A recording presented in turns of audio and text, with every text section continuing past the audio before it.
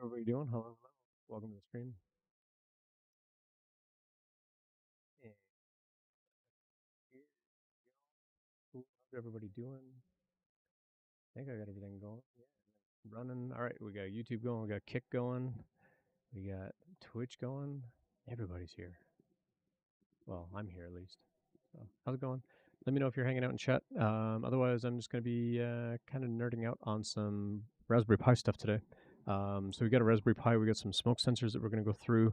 Most of these sensors that we have are not labeled though. Only one of them is actually labeled. So we're gonna try to figure out like which is which on these sensors. But yeah, welcome on in.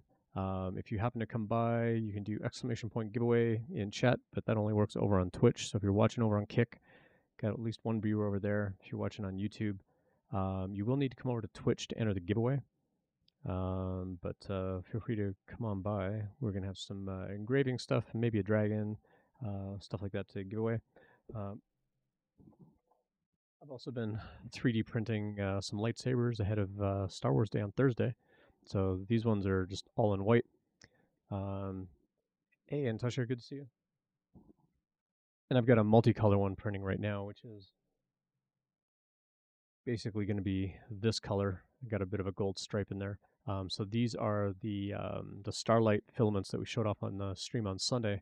So I've got the Neptune one, the Jupiter one with the stripe and buttons, and then I've got the dark aqua one going through on this inner band. So this inner stripe in here is going to be that dark blue color, as well as some of the buttons and things like that. So it should look really, really neat once they're done. So looking forward to seeing those. And then I'm working on a collapsible blade, which will be white, that will glow in the dark orange.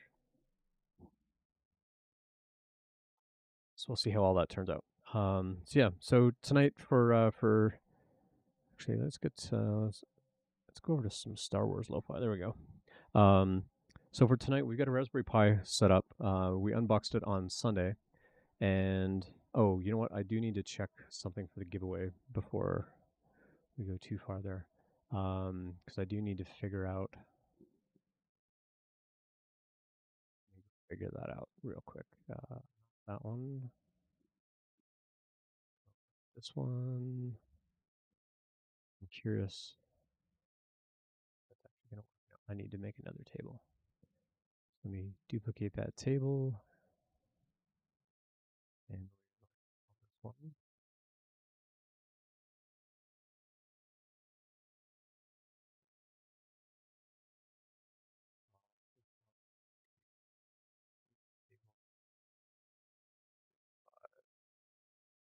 Okay. Tosha, do you want to try the exclamation point giveaway again? It should work this time.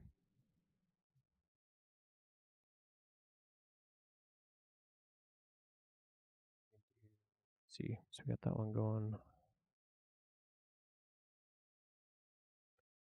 Tosha, if you're still hanging out in chat, do the exclamation point giveaway command again. It should work okay. But if you want to enter that for me, we'll give that a quick test. If I do giveaway right now, it's probably going to say there are no monthly entries. 0 entries. Yeah, because I still have to link the April and May tables together. Normally we would have done the drawing tonight, but because I'm extending it, so we'll still be carrying on the. Yeah, there we go. Hey, D Frizzell, good to see you. Thanks for dropping by. And Jay Brinker, good to see you in chat as well. So yeah, we're still gonna do the giveaway. You will need to be present in chat if I draw your name, but we're gonna give away a 3D printed dragon and probably a laser engraving tonight. On Thursday, for Star Wars Day, I've got these lightsabers, and I'm going to airbrush these between now and Thursday. So I'm going to get these looking really nice before Thursday, and we'll probably give that away. I'm not sure yet if that's going to have the collapsible blade or not. But the other thing that everybody's going to get to vote on, we'll run a poll whether we want to do Imperial or Rebels, and you'll all get to choose whether you want Luke's X-wing fighter or the new TIE bomber set, and that'll be kind of a community poll choice on Thursday. for the big giveaway. We'll give away a big Star Wars Lego kit. But that'll be left to a vote, so you need to come back Thursday night for that. Triclaw, good to see you as well. Hello.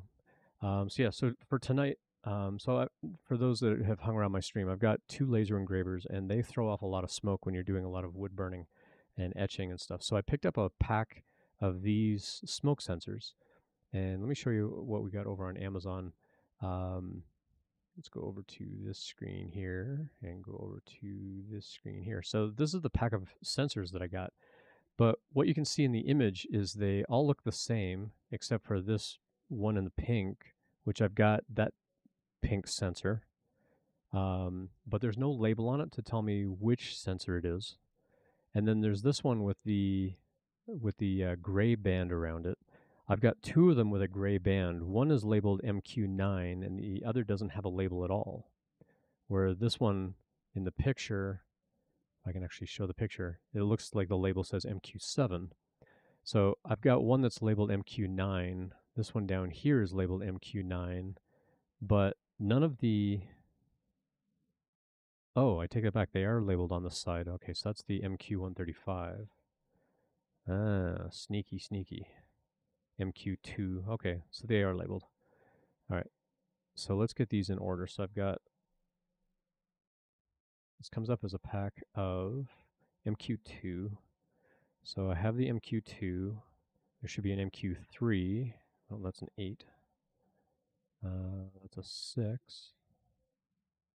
That is the 4. Ooh, I don't have the MQ3. All right, so I have the 2. I have the 4. There's no label on this pink one. I'm wondering if that's supposed to be the 3. Not sure. Because then we have the 5.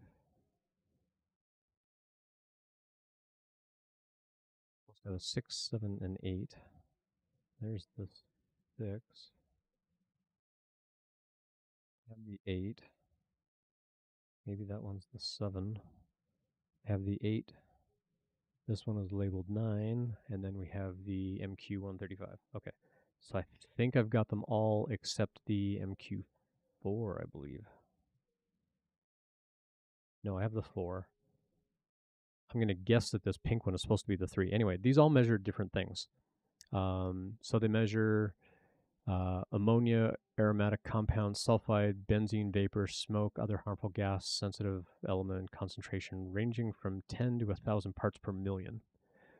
And the important thing that I needed to know is that these are 5-volt sensors. So we're going to hook some of these up, and we're going to see if we can read data off these sensors. Now, I don't have the laser engravers running right now, so I might go put something on the laser engraver just so we get some smoke in the basement and see if these things will actually detect the smoke. And so I want to hook up a couple of these. I want to figure out which one of these is actually the smoke sensor. I want to say it's the MQ2 is the actual smoke sensor. And so we need to go through some of the documentation and actually figure that out.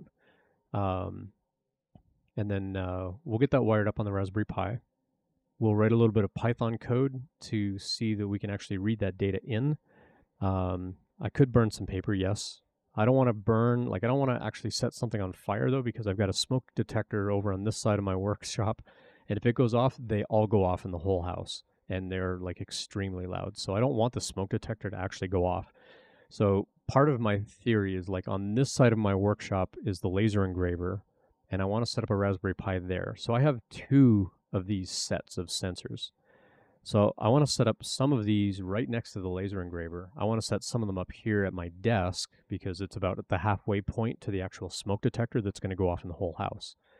And so what I want to do is I want to be able to say, ultimately what I want to do with this is have the Raspberry Pi pause the laser engraver if it starts getting too smoky. Because I've got some air filtration, but if that starts getting behind on filtering the air, then I want the Raspberry Pi to see if I can pause the laser engraver while the smoke kind of clears out. Instead of generating more smoke, have it kind of clear out some smoke for a little while and then resume where it left off. That's my hope. I don't know if I'm actually going to be able to get there, but we'll see. My hope is that we can issue a G-code pause or something like that to the laser engraver and then a resume or something like that. Um, but yeah, don't really want to set off the smoke alarm in the entire house because it's incredibly loud. And if I don't warn my wife ahead of time that that's happening, she's gonna flip out on me, and I don't want that either.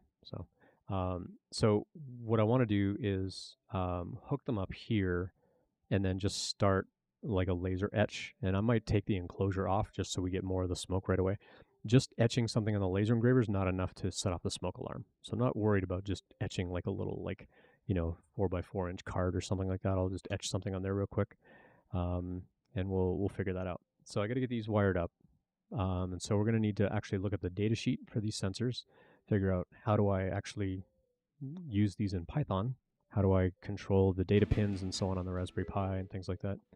And we'll go from there. Hey, thanks for the follow. Kai Lando, good to see you. Thanks for dropping by.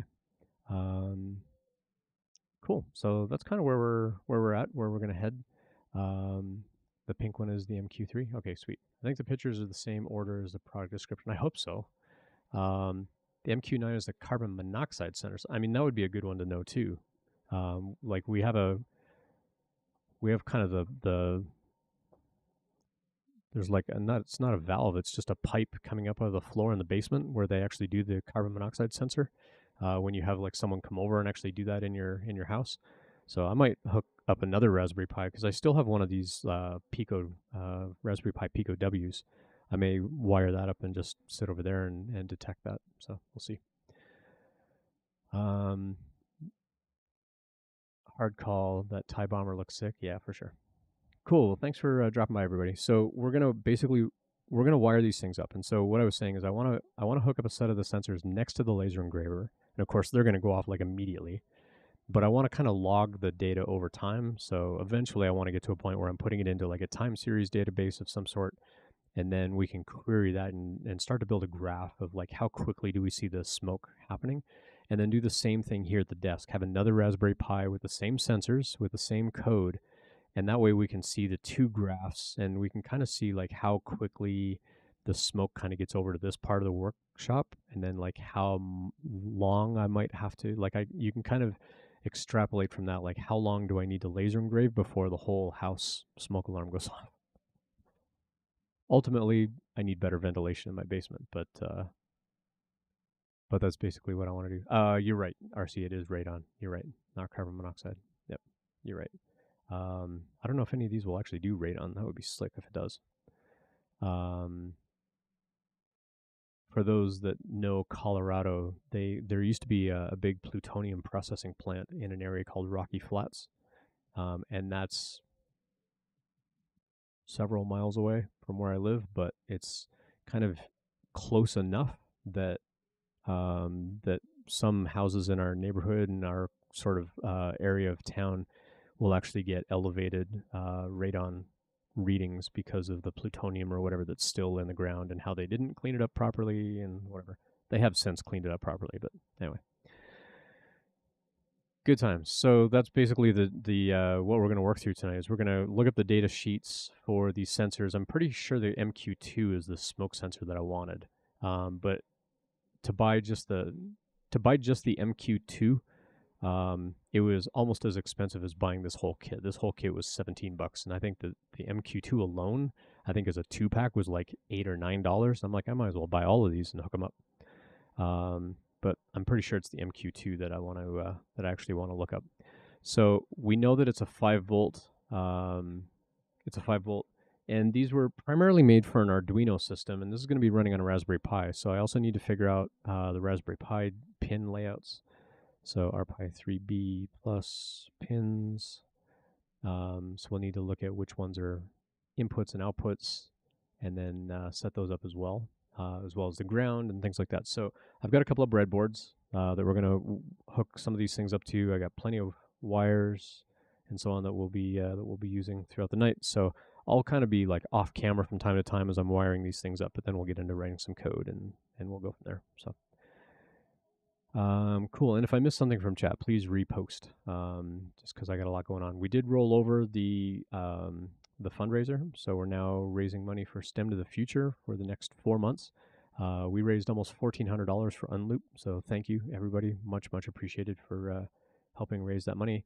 And for those that, we did some giveaways where we were giving away like cash value on things, and people are like, oh, just put that back in the giveaway, or in the not in the giveaway, but in the fundraiser. So I appreciate all of you that did that.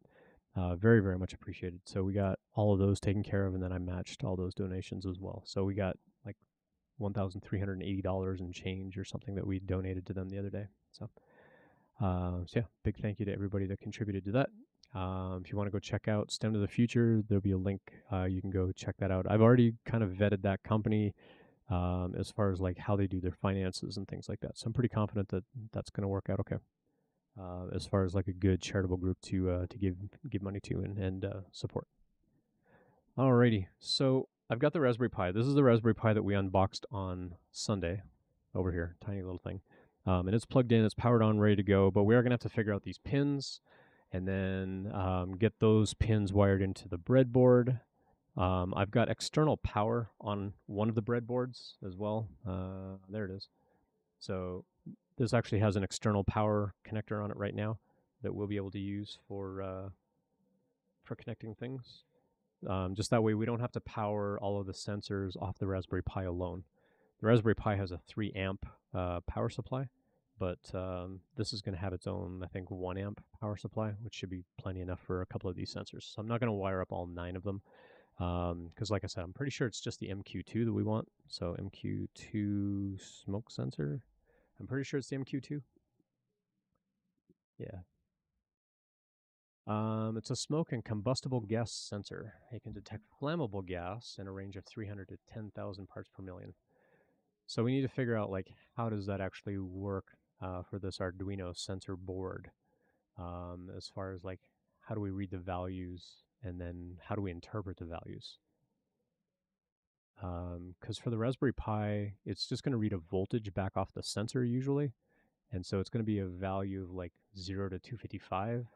And how do we interpret that voltage level in this parts per million kind of range? Like, does a 0 mean 300, or does a 0 mean 10,000? We're going to have to figure that stuff out. Thankfully, SparkFun does a really good job of showing us this kind of stuff. Now, it's not going to give us Python code, and it's not going to give us like how to use this on a Raspberry Pi. We're probably going to have to figure some of that out. Maybe we'll get some ChatGPT stuff going to help us with this. All right, so the sensor requires 2 voltage inputs. A heater voltage and a circuit voltage, okay. So the voltage heater is to supply standard working temperature to the sensor. It can adopt DC or AC, interesting. While the other voltage is the voltage for the load resistance, okay.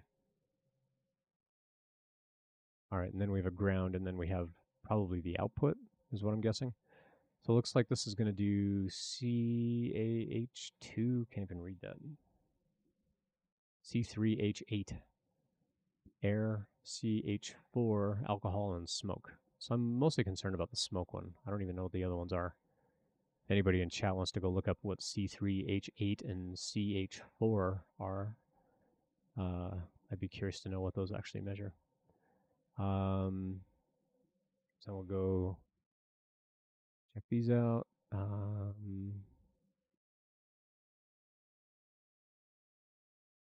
So what to avoid while we're doing this, that's fine. We're not going to let it touch water. We're not going to freeze it. As cold as my basement is.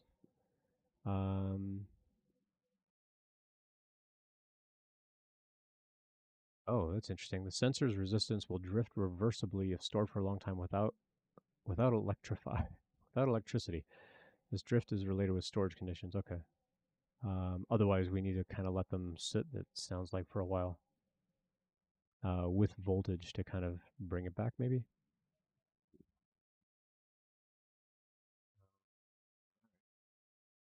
Does anybody know what C4, oh, C3H8 is propane? Interesting. Okay, and then CH4 is methane. All right. So if I fart in front of this thing, it's gonna go off. Is that what you're telling me? Oh boy, humor. All right. Hey, we got a new follower, Takov751. Appreciate the follow. Thank you. Thanks for coming in. So we're going to be hooking up some smoke sensors with Raspberry Pi. It's kind of what we're going to be going for today, but feel free to mix and mingle and chat and talk amongst yourselves as we go. We'll get some coding going here in a minute. So I've already got the answer a rapid fire silly question. Okay, well let's go find a funny question to answer then. What are some fun? I just picked this randomly. I just kind of scrolled. What are some fun ways to answer everyday questions like "How's it going?" or "What do you do?" All right, everybody, take a minute, think on that for a minute. Start dropping in chat. What are some fun ways that you can answer everyday things like "How's it going?" or "What do you do?" How would you answer that to like really baffle or confuse people or have some fun with them?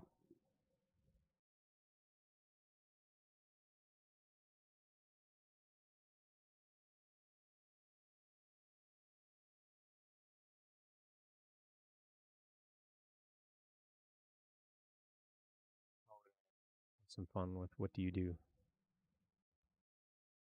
I mean, I would probably just use like nonsense words to describe what it is I do on a daily basis, but well, not nonsense words, but like really obfuscated kind of words of like, I manipulate electrical impulses on silicone.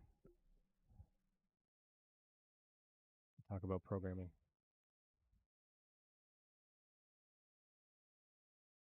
Oh, wait, talk off the whole goal of hooking up these smoke sensors is to put this whole setup next to my laser engravers.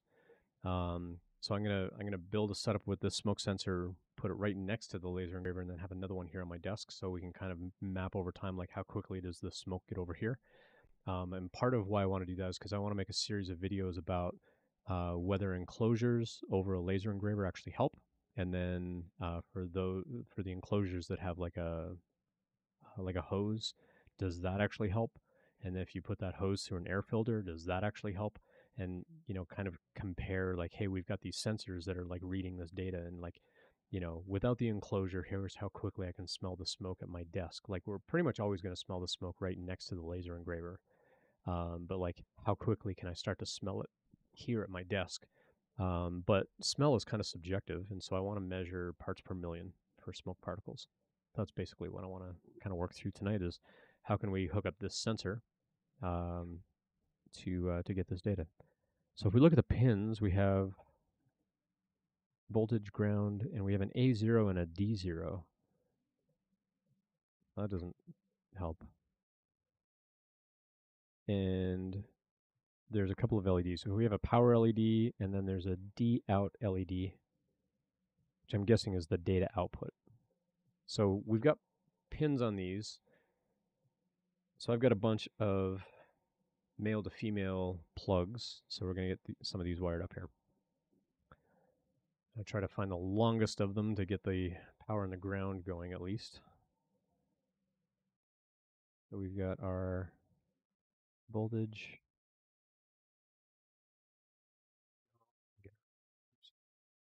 Put the right colors on. So we're going to make the blue on the ground. I don't have a really long black one. So I'm going to do blue for ground, red for power. And then we're going to have two data outputs. Looks like we have an A0 and a D0. So I'm wondering if it's going to be like analog and digital output. So I'm going to do one of them is yellow, and the other one I'm going to do green, I guess. I'll do yellow for D0, and I'm going to do A0. Cool. All right. Then we'll wire this up. Then we'll get these plugged into the breadboard, and then we'll do jumper wires into the Raspberry Pi from there. What's the IC type? Yeah, it's the MQ2.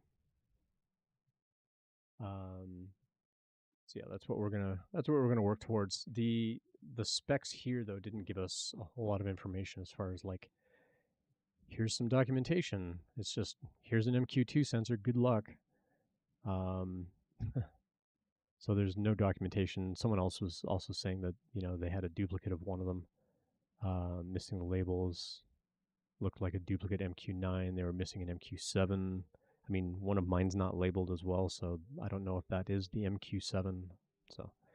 So we're kind of on our own to go find the documentation as far as like what does the A0 and D0 mean on the back of these chips. So we've got the A0, the D0, the ground, and then the VCC on here. And then there's the D out LED that you see at the top of the image. And then down at the bottom of the image, there's a power LED that you can see here, kind of between those pins. So there's a power LED and then this D out LED, which we don't know what that means. So we're about to go find all this stuff out. So I'm going to hook up the power and the ground at least to the breadboard power, and we'll see whether the power LED at least comes on in this thing.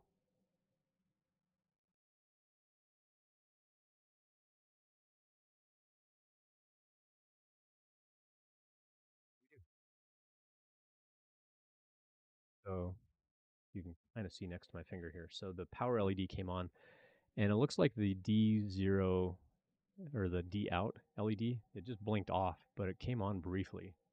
So there's a little green LED on that side. So the D out LED looks like a green LED. Power is red. Let us know that the circuit at least has power. So the D out was green for a moment, and then it went back off. So we'll hook up these other pins, and then we'll jumper those pins over to the Raspberry Pi, and we'll see what we can access from there.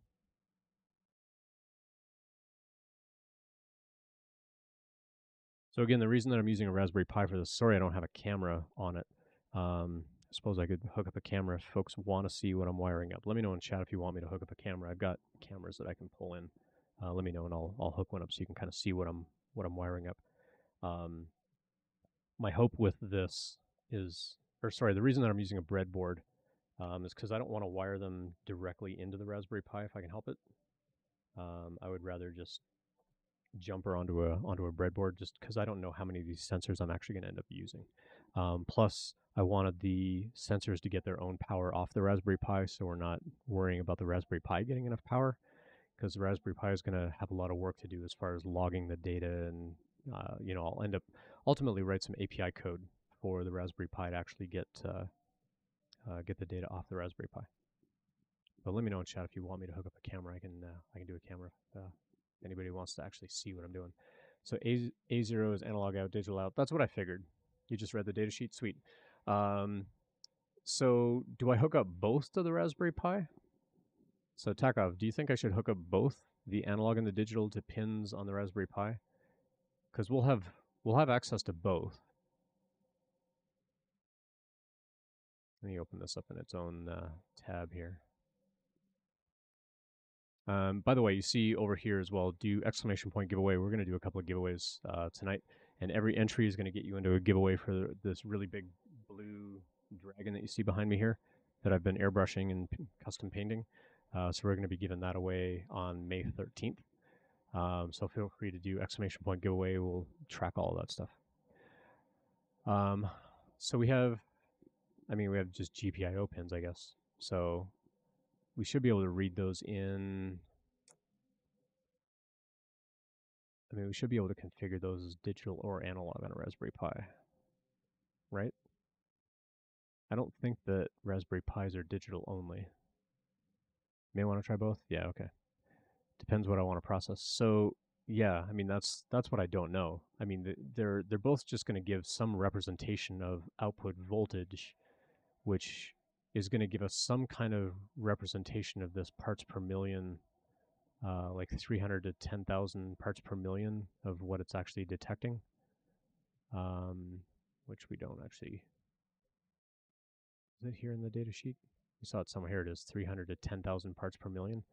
So I'm a little bit curious because we got the output voltage in a 2.5 volt to 4 volt based on 2,000 parts per million of propane, though. So I'm not going to have propane down here. I could take it outside and put it next to the barbecue, maybe. But I'm mostly curious about smoke. I don't really see that on here. Well, target gas and smoke. So 300 to 10,000 parts per million as flammable gas.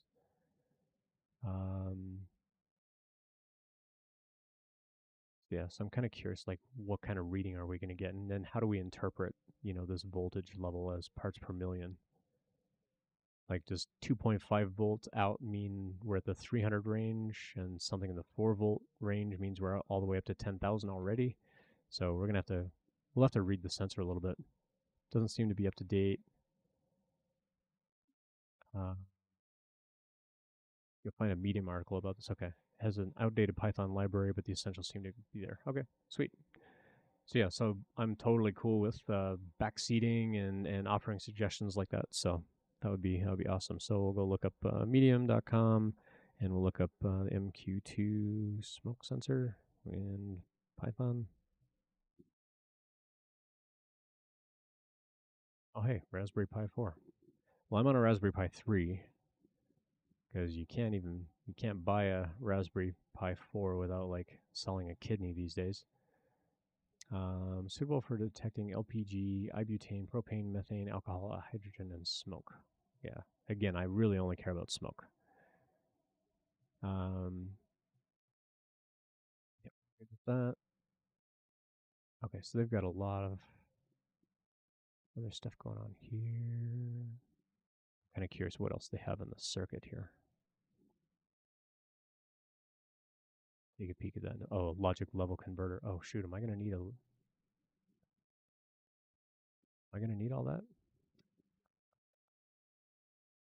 The output of the gas sensor is 0 to 5 volts. This is too much for the GPIOs. It cuts down on the voltage. I thought the GPIO pins on a Raspberry Pi were 5 volts, though.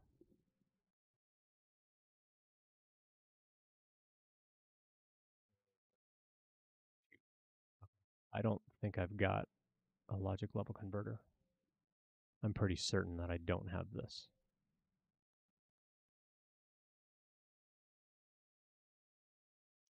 I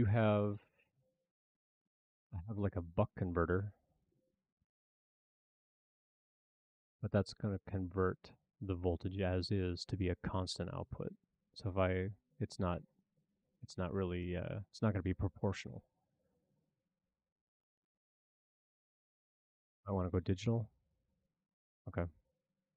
Yeah, I'll do the digital one then instead of analog.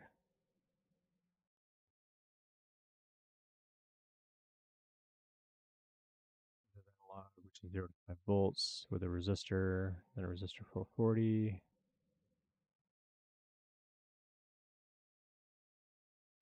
ADC, okay. But yeah, if this has a digital output, then we don't need to convert the analog to digital. Okay, so maybe we don't need that then.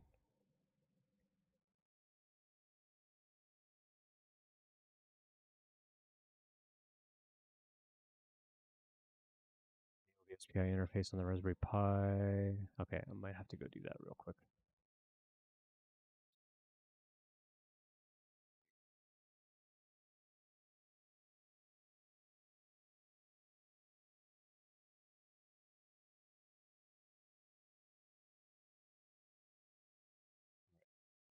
Enabled SPI on the Raspberry Pi, so that's good to go. Although we're not dealing with that ADC, so we might not need the analog to digital converter. We'll figure that out though. So they're pulling in some libraries here. So again, we're not going to be dealing with analog. We should just be able to read the pin as is. We just need to tell it that it's an input voltage. I don't think we're going to need some of this stuff.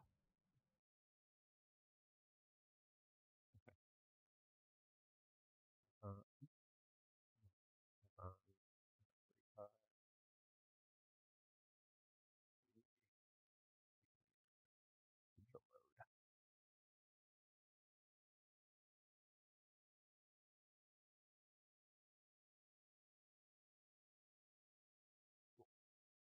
out on if you're hanging out over on Kick or if you're hanging out over on YouTube and you want to come get in the giveaway, you will need to come over to Twitch in order to do the exclamation point giveaway. Time's it now? 10 to 8. We'll do a drawing in a half hour for the first giveaway. You will need to be present in chat if you're doing the exclamation point giveaway. And then we'll I'll draw another one like half hour or so after that. It is going to be 3.3 volts. But even in digital mode, do you think it's still only going to be 3 volts?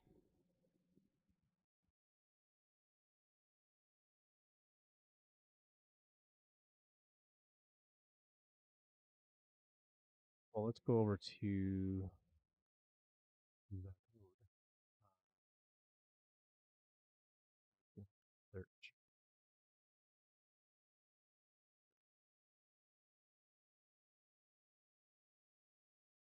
We're going to have to find the Python Raspberry Pi library. Not sure if it's going to be installed by default for us or not.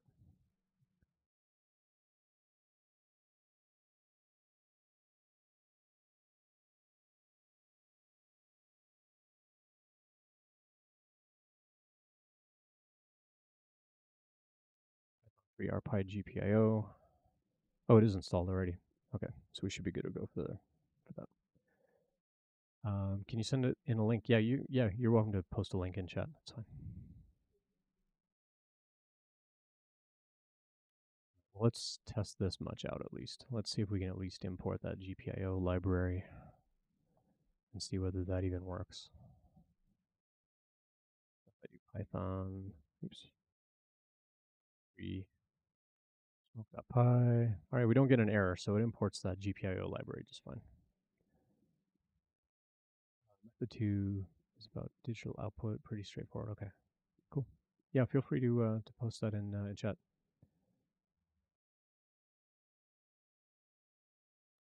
Cool. So yeah, there's a lot of folks watching on Twitch, so welcome in everybody. Hope everyone's doing well. Just working on some code with Raspberry Pi, hooking up some smoke sensors. So feel free to say hi in chat if you're hanging out. If you want to get in on the giveaway, exclamation point giveaway over here is the right over here is the instruction, exclamation point giveaway. We'll do that drawing in about 25 minutes or so. We'll do it at 15 minutes past the hour. You will need to be present in chat. So yeah, you will need to hang out and be here, because when I do the giveaway, we're going to give away a dragon. We're going to give away like a laser etch of some kind, laser engraving of some kind. You'll need to let me know what you want. So hey, RJM, good to see you. RJM, I owe you a keychain. You wanted your initials or something. Send me a Twitch whisper again and remind me what it was that you wanted, so I can engrave that for you, please.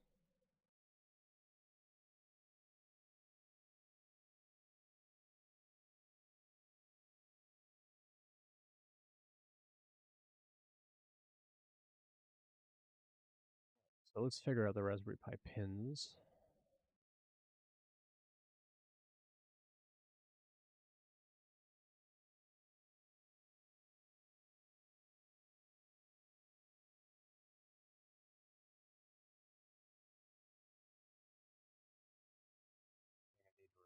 Like, where do the pins start?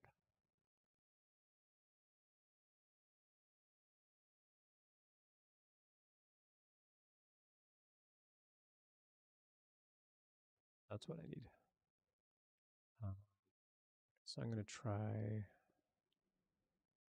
going to go off like 23 or 24 over here. I just realized you all can't see what I see. So I'm probably going to plug the digital pin of the smoke sensor into either 23 or 24 on the Raspberry Pi, and we'll see what we get.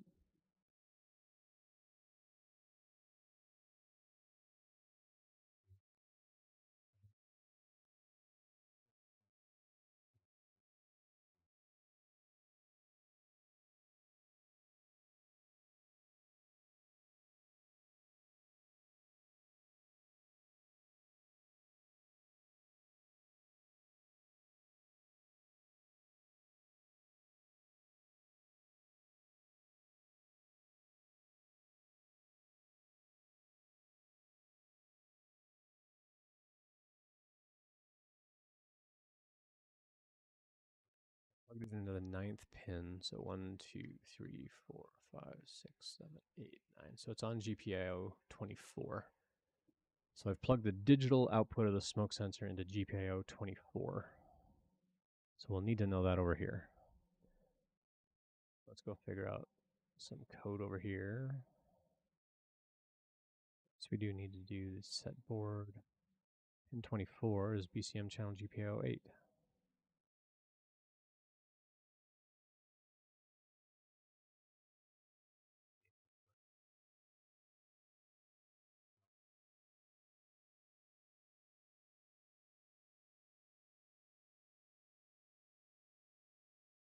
Oh, that's right. I forgot about this. It's been a while since I've done Raspberry Pi. So you can either refer to it with these BCM channel names, or you can set it as an actual pin number later. Yeah, I totally forgot about that. I'm just gonna grab this stuff for now. Don't need to worry about the time. We're not going to do an output. I'm going to do an input. And that switch is coming from pin 24. I just realized y'all can't see what I'm coding here. So we're going to use the board values. We're going to grab pin 24 as an input. And then we just want to kind of read what's there, I guess.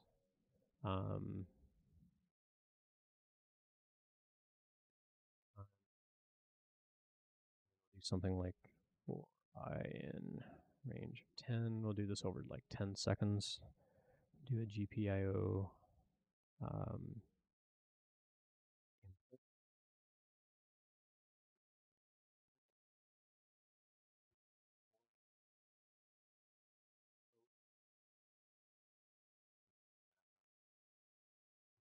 that out. View that value. We'll do a time.sleep of 1 second.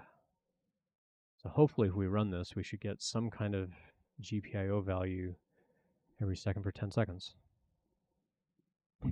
1 or 0. We're detecting it or not, from the looks of it. So the interesting thing here is we know we're going to detect smoke. I want to know how much smoke. And I'm wondering if that's where we're going to need the analog reading instead of the digital reading. Because the digital is going to be on or off. But I want to know how much.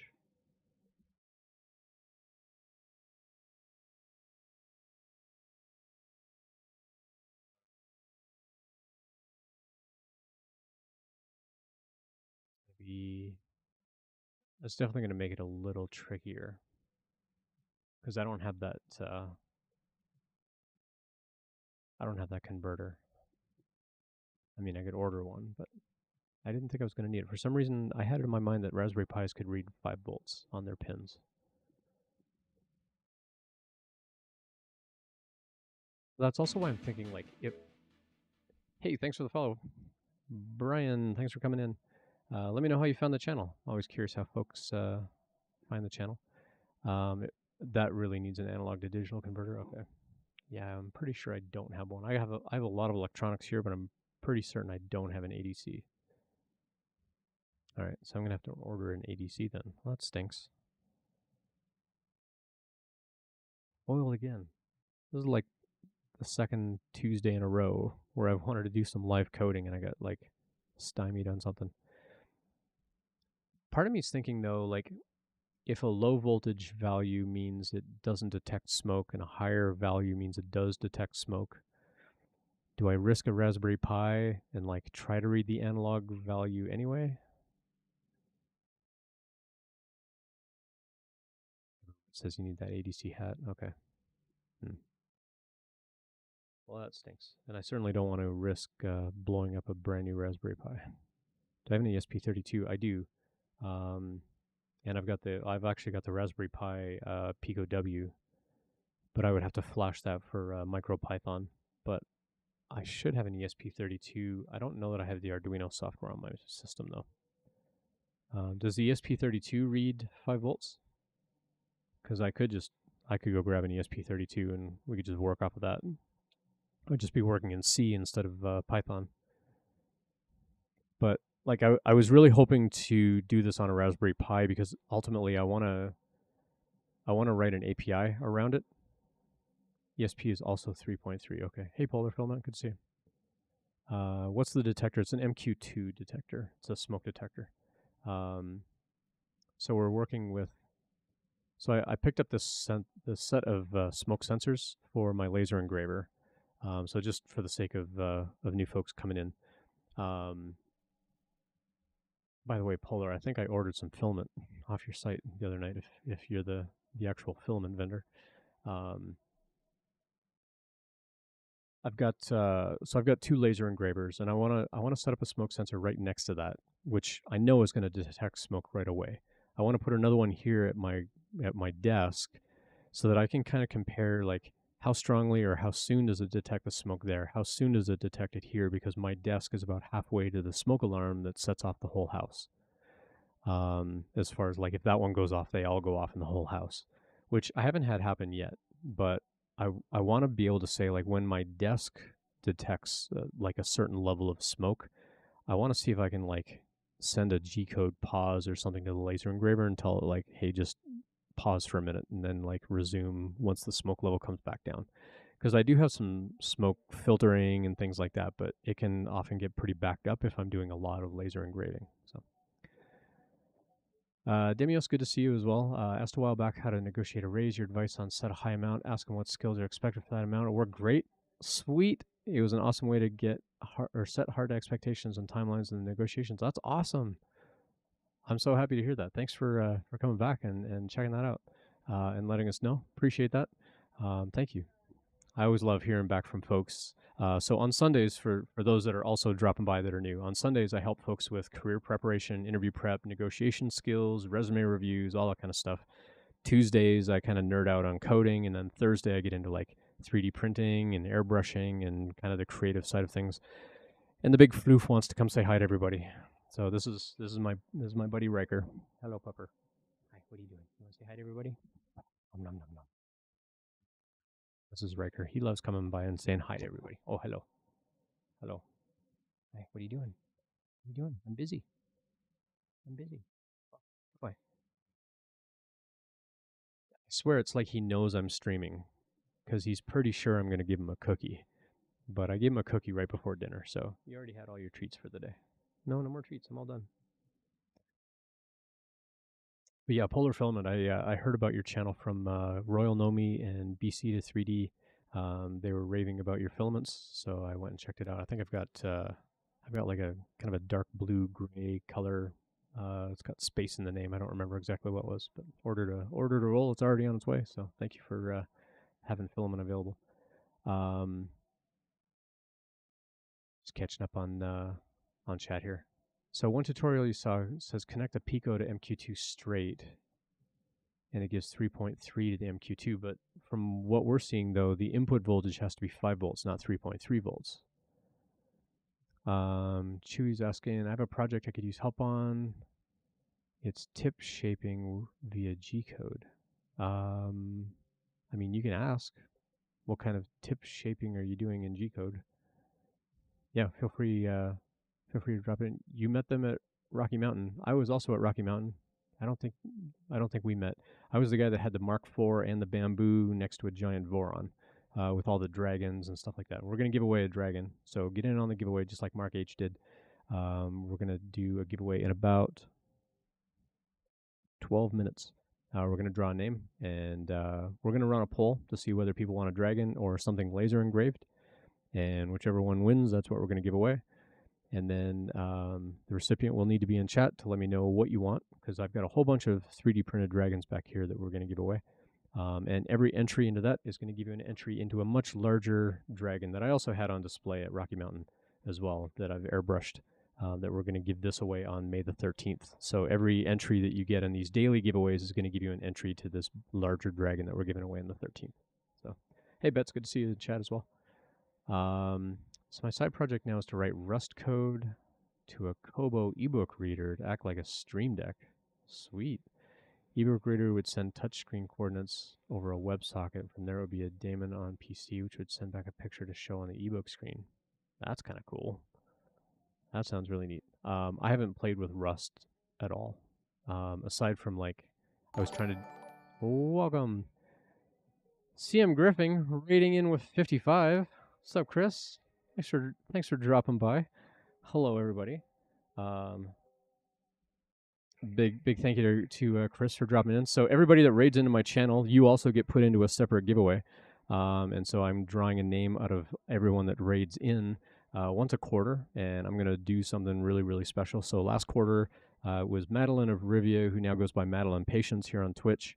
And she wanted a 3D printed dragon in multiple shades of green, and so I 3D printed a dragon in green and I airbrushed it, and that's like ready to put in a box tonight and ship out. So yeah, she's done a really great job, and she got a job and the whole bit. She came by the channel and asked for some help with her resume and stuff like that. So it was really cool. So yeah, welcome in everybody. I'm Ian. Sundays I help folks with career development, interview prep, career prep, negotiations, resume reviews, all that kind of stuff. Tuesday I nerd out on some coding. Tonight we're trying to get a smoke sensor working on a Raspberry Pi, but we're not sure if it's going to work. Because we might need like an analog to digital converter to actually read the value of how much smoke it's detecting. But Burnt Toast, thanks for the follow. Burnttoast.jpg. It's a great username. But yeah, CM Griffin, thanks for dropping in. Love hanging out on your channel and just seeing the amount of knowledge that you love to share with folks. So appreciate all you do, and thanks for bringing your community over. And the Thursdays I get into like 3D printing and airbrushing and kind of exercise the creative half of my brain. Because the rest of the week I do developer relations for a company called Postman. Anyone works with APIs, you might be familiar with Postman. I do DevRel for them, or developer advocacy, which means I get paid to travel around and do talks and workshops and stuff. So 9.5 hanging out. Hello, 9. What's going on, Postman? That's right. So yeah, so I'm going to be streaming for work on Thursday. We're doing like a big Star Wars Day giveaway. I'm going to be streaming Thursday night for Star Wars Day. I'll show you what we're giving away on Thursday. So if anybody's a Ahsoka Tano fan, I've 3D printed lightsabers or lightsaber hilts. I've also got a collapsible blade that's going to go inside. I'm going to airbrush these to look like Ahsoka Tano's lightsaber pair. And I've actually got a multicolor version printing right now, which are going to be like gray and gold and blue. So those are 3D printing still. We're going to be giving this away Thursday night. Not the multicolor one, that one's mine. But we're going to let the community vote Rebel or Imperial. And we're either going to give away the new TIE Bomber set, or we're going to give away Luke's X-Wing fighter. And this X-Wing fighter has Luke, Leia, I think General Dodonna, and an R2-D2 figurine, minifig in there. So y'all are going to get to vote Imperial or Rebel, and we're going to give away a Lego kit on Thursday for Star Wars Day. So that'll be Thursday's giveaways. Tonight's giveaway won't be as glamorous, but we do have a giveaway going. You can do !! giveaway in chat if you want to get in on that. We're going to draw a name for that in about 8 minutes. In about 5 minutes, we're going to do a quick poll to see whether people want a 3D printed dragon or something custom laser engraved. I can do everything from like little keychain size things to like a 4x4 card to a 4x6 card, all the way up to really big things if you're into this kind of stuff, hanging this sort of thing on your wall.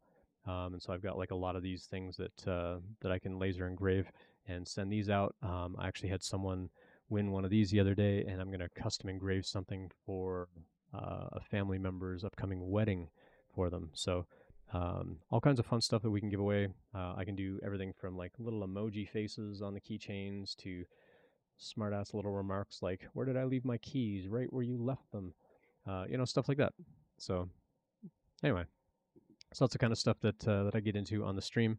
Love 3D printing, do like little fidget toys and articulated dragons and stuff like that. So we'll be giving away a dragon and a laser engraving of some kind tonight over the course of the evening.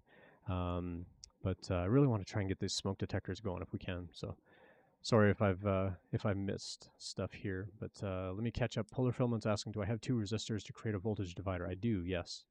The sensor has a TTL output at 5 volts. You can use a voltage divider to get it down to 1.7 to 3.3. Okay, then you can read that from the Pi or the Pico. Okay, cool.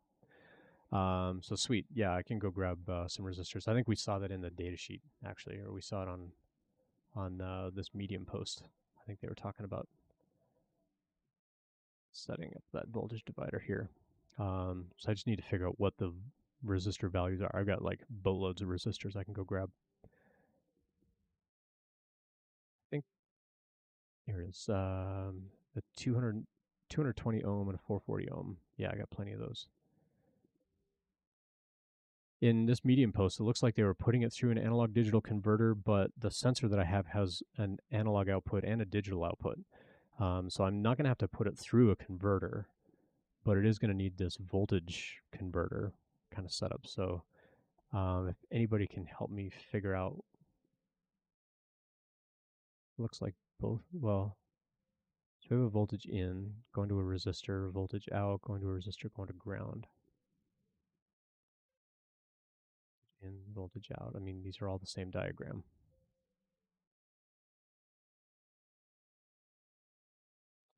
Yeah, these are all effectively the same diagram. Okay, so I need a 220 and a 440. All right, so I'll go grab those in a minute. So let's set up the poll for what we're going to give away. Let me go do that real quick. So we're going to do a poll. Let me go set this up real quick. What's our first giveaway going to be? 3D printed dragon or laser engraving of your choice. Laser engraving because it won't let me type that much. We're going to set that up as a we'll do a 3-minute poll. So feel free to cast your vote in chat. Again, if you're watching over on Kick, or you're watching over on YouTube, you will need to come over to Twitch to participate because I don't have the YouTube chat hooked up, and Kick doesn't have a chat API yet. Do I know C# Fritz? I do. So C# Fritz is hard to say. Actually invited me into their live coders team here on Twitch, which should be reflected in the About Me section down below on Twitch. So yeah, I've lurked on his streams for quite a while and hang out on a lot of other folks that are also doing live coding on a pretty frequent basis. So yeah, really awesome person for sure. This is way over your head. 9, it's. I mean, I watch you crochet and knit, and it blows my mind the stuff that you can make with knitting needles and yarn. So this is just a different application of smart. That's all. She goes C# by the seashore for sure. Yeah, 9. I was actually hanging out. I was lurking on your stream today. Sorry, I didn't say hi. I was lurking in the background. You were knitting something in like a red yarn, and what struck me is your type of crafting is very different from what we do with 3D printing because when I 3D print something like this big dragon, it's going to stay that shape. You know, you don't like something that you knit, you can like pull that yarn out and reuse the yarn. And it made me wonder like how often do you like finish knitting something and then like tear it all apart and like wind all that yarn back up and reuse that yarn?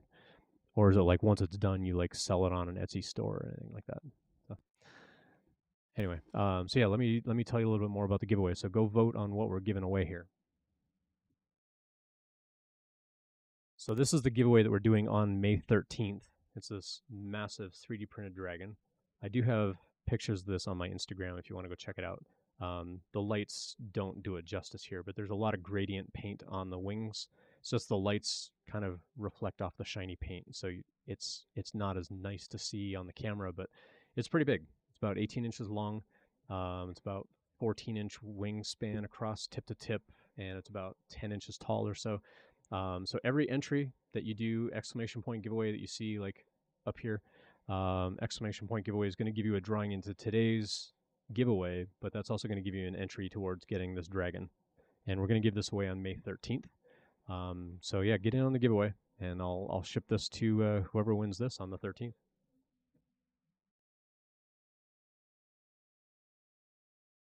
For tonight, we've got this kind of 3D printed dragon.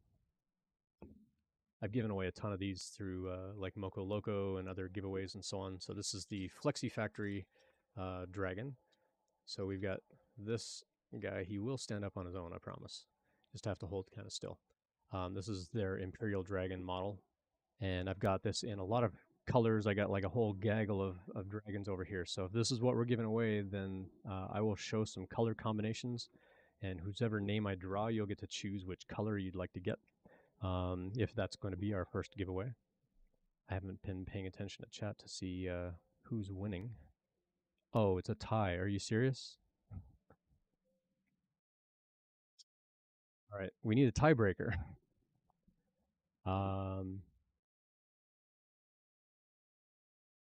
we need a tiebreaker. All right, I'm gonna pick. So, CM Griffin, are you still in chat? Is Chris still around? So I'm gonna choose 9 and Chris. Dealer's choice. No, I'm gonna leave it to the community to choose. So let's do this. You didn't see the poll. That's all right. I only mentioned it 3 times. Um, it's all good. So I'm gonna pick 9.5 and Zapper 2K. So I would like both of you to give me.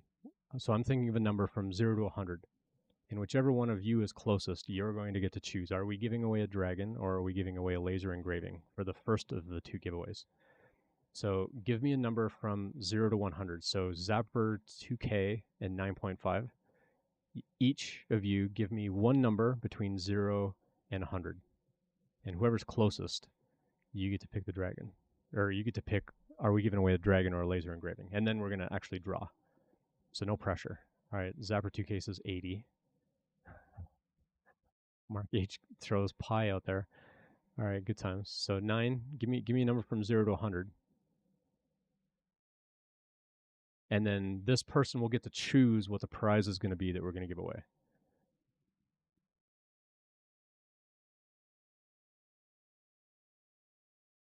No pressure, 9. 17. Okay. So I picked 42 because I'm a nerd. So 9.5 is closer to 42 than the value of 80. So 9, you get to choose. Are we going to give away a 3D printed dragon, or are we going to give away some kind of like cool laser etch sign, or a laser etch keychain of some kind, or like a little? So I've got a catalog of like a couple of hundred designs that I can etch onto a little card. And I can do a 4x4 card. I can do a 4x6 card. I can like put a little bit of airbrush paint on that if you'd like. And so you're going to have your choice of a laser engraved thing or a 3D printed dragon. And 9 is going to get to choose for all of us, no pressure whatsoever, what our first giveaway is going to be. And then we're going to go pick a name. So if you're not in the giveaway, you have until 9 actually chooses, or 30 seconds, whichever's first. No, just kidding. I do want to draw relatively soon, though, for the first giveaway. So 9, let us know what we're giving away. We have, so when I do exclamation point giveaway, it tells us there are 11 entries. There are way more than 11 people in chat right now. What's wrong with y'all? I'm giving away free stuff. The dragon. Okay. So we're giving away a 3D printed dragon. We've got lots of colors, but you got to get in the giveaway. And I'm going to ship this to wherever you are. So get in on the giveaway. Exclamation point giveaway. We'll give everybody 2 minutes to get in on that giveaway.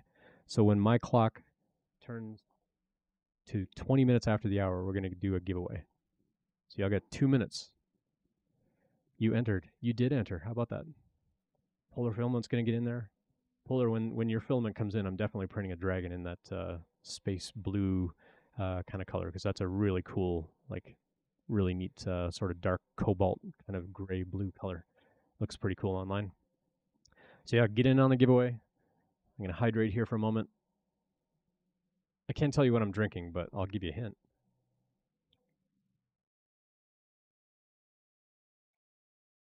I'm also a supreme lover of dad jokes, so if anybody has a fun dad joke for the day, feel free to drop that in.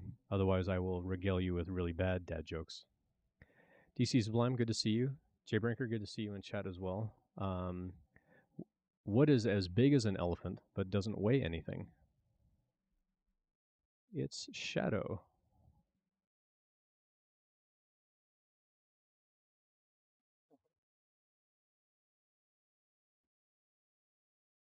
You got 45 seconds. Whip, what's going on? Good to see you. Get in that giveaway. You got 40 seconds to get in on the giveaway, and then we're going to give away a 3D printed dragon. I'm going to show you the different colors that we have available. How does the moon cut its hair? How does the moon cut its hair? I didn't know the moon grew hair, but tell us, 9. Eclipse it. Ah, that's good. That joke was such a dad joke. If it was a rim shot sound, it wasn't heard. No, I actually don't have a rim shot. I have a drum roll, or I can, for really bad jokes, we could just play some crickets in the background. All right, y'all got 10 seconds. 10 seconds. Get in the giveaway. Because while y'all are doing that, I'm going to prep to do giveaway daily, and this is going to draw the first of our daily giveaways. We're going to do another one a little bit later, and that's going to be for a laser engraving of some kind. So custom keychain, I'll custom engrave it with I got really cool, little sayings and stuff I can put on there. This one says happiness is homemade. I've got one that says family. I've got like tons of these things. It doesn't have to be like the sentimental kind of stuff. I can just put like your initials on here, or if you want like the crazy emoji or something like that, happy to do that kind of stuff for laser engraving or lots of signs. I've got a whole catalog of things. But yeah, we're gonna go. We're gonna draw that name right now. So here we go. We're gonna draw for our first giveaway of the night, and that recipient is going to be hopefully present in chat. Polar Filament, you've been chosen.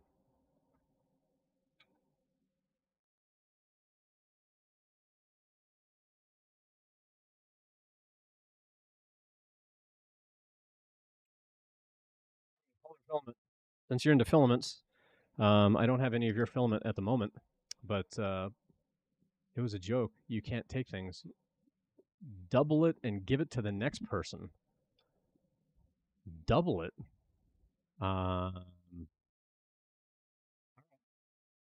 Again.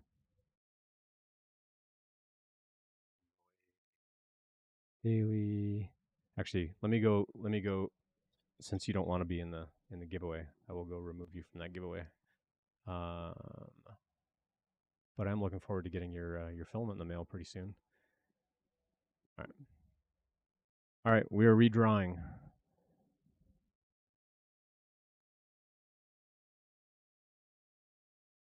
I mean, I could double it. I mean, I've got plenty of dragons to give away. Jay Brinker. Jay Brinker has been a recipient of many a thing in the past, including some dragons, if I recall. So, Jay Brinker, if you're still hanging out, I've got lots of different color filaments. I've got some cool tri blends. I've got like mystic color shifting colors. I've got like this silver one is actually the mercury color from Polymaker. I've got a cool red black co-extrusion. I've got lots of. Oh, you don't have a dragon? It's not my fault. I give them away all the time. Also have a bunch of like Lord of the Rings stuff. If y'all want to be entertained with Lord of the Rings movie clips, feel free to redeem some of those as well. So Jaybringer, go check out my Instagram over here in chat, and you can go see the pictures and go pick one from the pictures, and I will send that your way. All of those that I just held up, those are all in the photos on my Instagram feed. So go find one of those, send me a Twitch whisper, and Chewy just got first. Yeah, send me a Twitch whisper with which one you'd like. So we've got like red, blue, purple. We've got red, purple, black. We've got the black red co-extrusion. We've got a blue aqua. We've got the three new Polymaker filaments. We got the Starlight, the Jupiter, and the Neptune filaments. Got a ton of them from Amelin, ton of them from Polymaker, and I've also just got like tons of like sparkly glow in the dark and like bright teals and browns and golds and whatever. So yeah, let me know. Let me know what you'd like for a dragon. We'll do another giveaway in a little bit. I'm gonna go grab those resistors real quick. So if somebody wants to redeem some of those Lord of the Rings clips, does that make it a bipolar giveaway? Ha ha ha. Why did Adele cross the road? She wanted to say hello from the other side. That one was actually pretty good. Um, So yeah, we're gonna do another giveaway in a little bit. I'm gonna go grab those resistors. We'll get this voltage splitter thing up and running. Thank you for the hydrate 9. I will take my water with me as I cross the room to go get some resistors. So you got a list of them. I do have a list of dad jokes. Someone was legit asking what I was drinking. It's watermelon flavored hint water. It's my favorite by far. All right, I'll be right back. Chatter amongst yourselves for a moment. I will be back. And okay, Tosha wants a dad joke. If you do exclamation point joke, should give you a dad joke of the day. So we'll go find a dad joke of the day, and that dad joke says, I heard Sony's coming out with a new console during the pandemic. It's called the PlayStation 5. I'll be right back.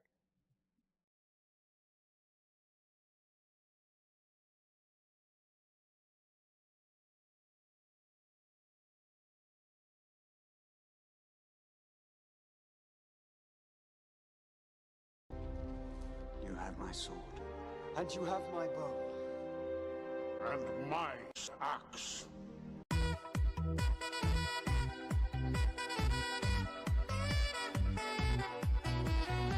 That is no orc.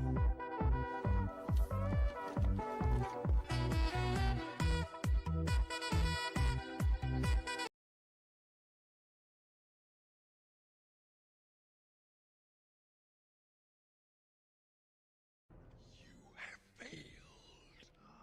The world of men will fall. Ooh, child, things will get brighter. Bring it down hard.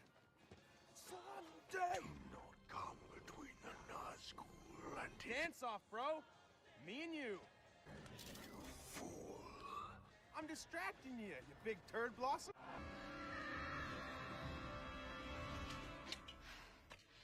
I am. John Cena!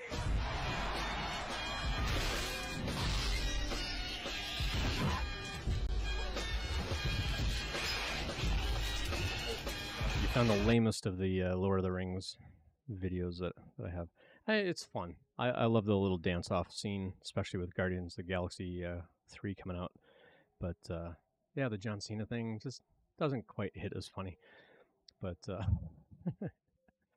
but good times, good times. Cool. So I didn't have a 440 ohm resistor, but I've got a whole bunch of 220s. So I'm going to put two of them in series. That will give us 440 ohms, and then we'll have the other one. So let me wire these up on the breadboard here.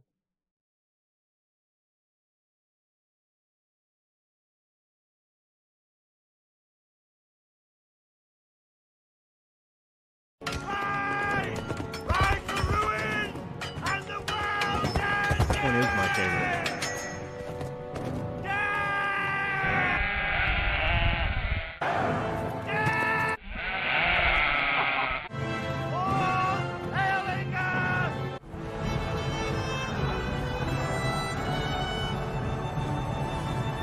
Something about the charging the battle. Love that one. Cool. Thanks for thanks for pulling those up. Those are great. Cool. So I got the resistors in here. Let's go take another peek at how we need to wire that up from a wiring point of view. Let's switch back over to here. All right. So we have a voltage out and we have a voltage in. So I might need some help here. So we have my tail was wagging. Yeah, that's my fluff. Has anybody here not met my big floof? Do I need to introduce him again? Hey, where'd you go, puppy? Becker?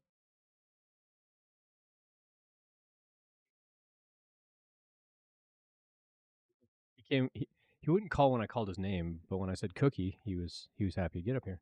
So this is Riker. Oh, come say hi to everybody. Come say hi to everybody. Nom, nom, nom. Nom, nom, nom. Yeah. Oh, yeah, you don't love me. You love the fact that I can reach the cookies. Okay. Well, that's Riker. He's my 100-pound British lab. He loves coming by and saying hi to everybody. So yeah, I'm using a Raspberry Pi 3.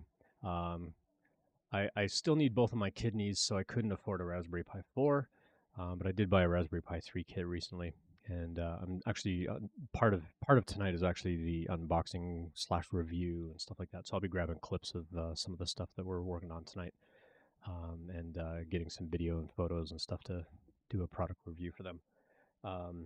Cool. So I've got the resistors on the breadboard. I just need to try to figure out. So we've got the analog voltage coming out of the sensor. If I go back over to here, so that's going to be, if I understand it right, that's going to be the voltage out from the sensor. What's the voltage in? Is that just the 5 volts?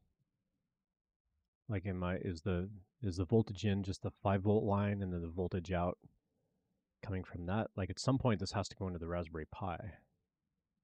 So I guess I'm I'm confused by the diagram. Like, at which point am I wiring this back into the Raspberry Pi? If anybody's got ideas there, I would appreciate it. 5 volt in, tied to the 5 volt pins on the Pi. Okay. And it's a 1 gig model on the Raspberry Pi 3 that I have. I got one I'll sell you for $42 I got from Micro Center. Hey, maybe. I used to love going to Micro Center and like picking up just tons of the Raspberry Pi Zeros. Yeah, I've got Pi Zeros up the wazoo. I've actually got the Raspberry Pi keyboard, the RPi 400 or whatever it is, or the RP 400, and I've got tons of these like Raspberry Pi Picos. Part of why I wanted to do this on a Raspberry Pi is because I want to write some API code to actually access these sensors over an API. So then eventually we, on another Tuesday night, we can actually write a front end and actually like chart this stuff with like C3 or D3 or something like that. Wondering if the Pi 400 should be used more than what I'm already trying to use. I mean, from a hardware point of view, it's not going to be any different. They're in stock regularly at your Micro Center. Nice. They're really hard to find. So on Pi Day, we actually did the little drop parachute game, and people were trying to land for 3.14 to actually win a Raspberry Pi. Nobody won that one, but somebody did land in the 0 range to get a Raspberry Pi Zero. Someone else landed in the 12 range, which was the Raspberry Pi Pico. So technically, we gave away 2 Raspberry Pis, but then both folks are like, "Nah, I don't need it. Just put the money back in the fundraiser." So we did. So I appreciate that. Cool. So I'm going to do the 5 volts in. Well, the other question I have about this diagram is it didn't. Oh, R1.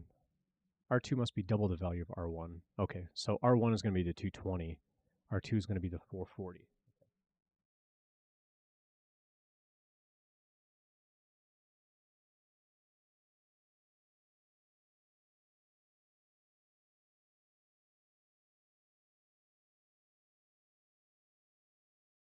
I'm going to go from the 5 volt line into the 220. From the 220, I then need to pair these things in series to go back to ground.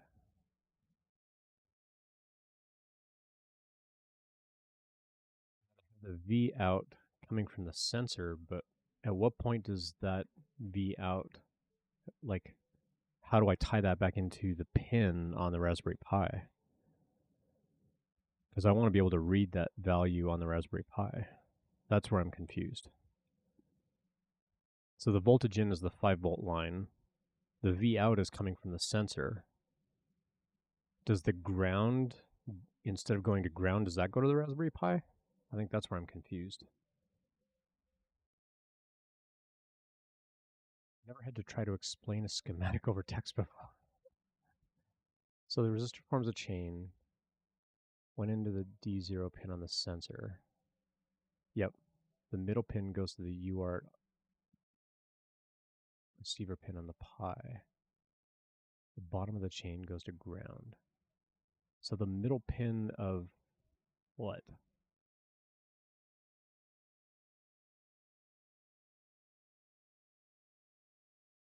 Four pins on the sensor. So the 4 pins on the sensor, I've got a voltage and a ground, and then I have a digital and an analog pin.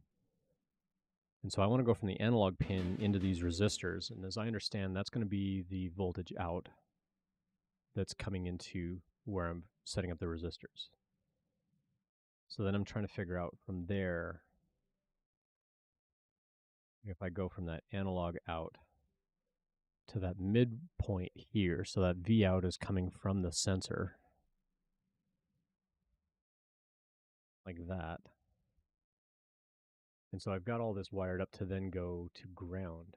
But at what point do I put this to the input of the Raspberry Pi? Ignore the A out on the sensor. Hook up the 5 volt and the ground to the sensor. Okay. The D0 goes to the voltage divider. Okay. The D0? Okay. The D0 is going to the voltage divider.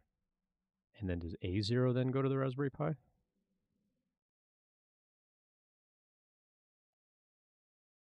At some point, I need to get a pin from the sensor to the Raspberry Pi to actually read the value, don't I? D0 is a digital out, yes. But if we're measuring voltages for the resistance that's going to vary based on the amount of smoke that it's detecting, wouldn't I be reading the analog pin, not the digital pin? Because the digital pin is just like, yes, there's smoke, or no, there's not. A0 is analog out, and it's unused since you don't have an ADC. You can't use it. Okay. Potentiometer sets the threshold. Yep, there is a potentiometer on here. Okay.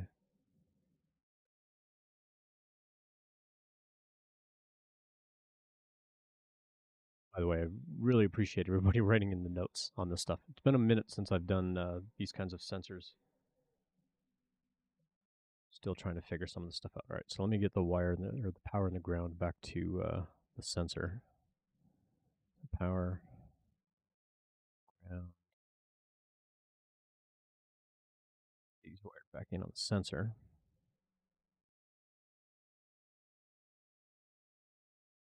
I can't use the analog pin. But the digital pin was just a 1 or a 0. Like it's either on or it's not. And I know that there is smoke. I want to know how much smoke. So that's why if is the only way that I'm going to be able to do that to get an analog to digital converter? Or am I going to be able to read like how much smoke is coming in from the digital pin? Because I'm still confused how I now wire all of this up to my Raspberry Pi. It's a UART, so it's data. Okay. Oh, it could be transmitting a number over serial. Okay. So I do have the SPI enabled on the Raspberry Pi, but I still need some kind of line from this circuit into the Raspberry Pi. So that's where I'm curious, like, what do I wire up from here? So I've got separate power. Let me go over to a different screen here so you can get a better view of this. So I've got a power circuit here to power the breadboard. So these are the resistors that I'm putting in series to get the 440 off of these two in series. And then I've got the 220 here. The 440 is going to ground. I've got power going into the sensor. I've got the voltage out from the digital pin on the sensor to that midpoint of the resistors. So wherever the two resistors join.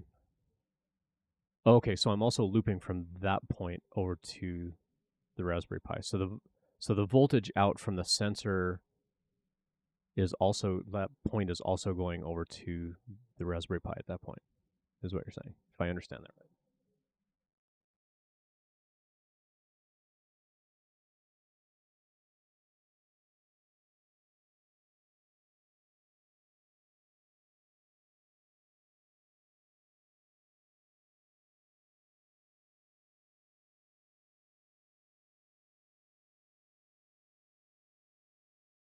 D0 should not be in the middle of the resistors. D0 should be at the 220 ohm. Oh, that's the voltage in. I thought the voltage in was the full 5 volt. Okay. I'm glad you stopped me on that before I went too crazy here. Okay. So the digital output from the sensor is going to the start of the chain, and the midpoint of the chain is where we're going to loop over to the Raspberry Pi.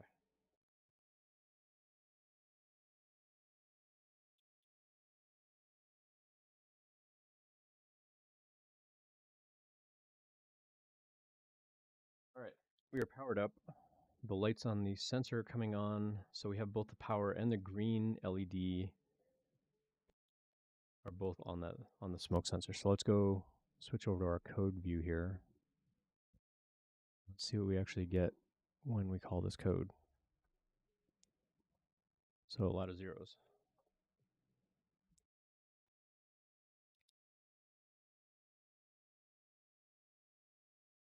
I'm reading in that pin.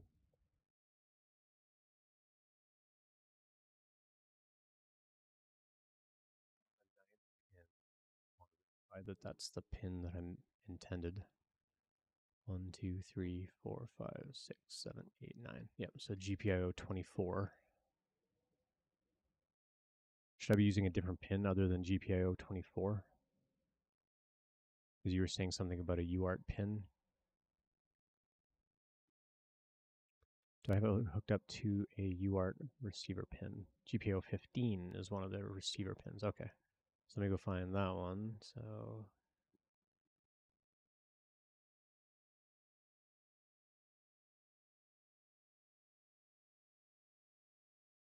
it's 15. Am I just dumb? I don't see 15 on here. Oh, it's up here at the top. So 1, 2, 3, 4, 5. Okay, so I'm on the 5th pin. Okay.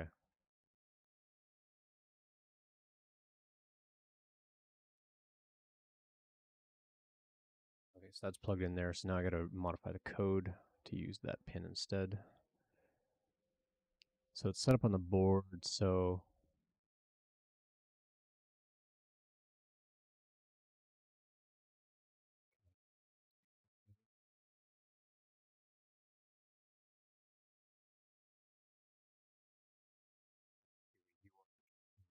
instead of a digital read. Okay.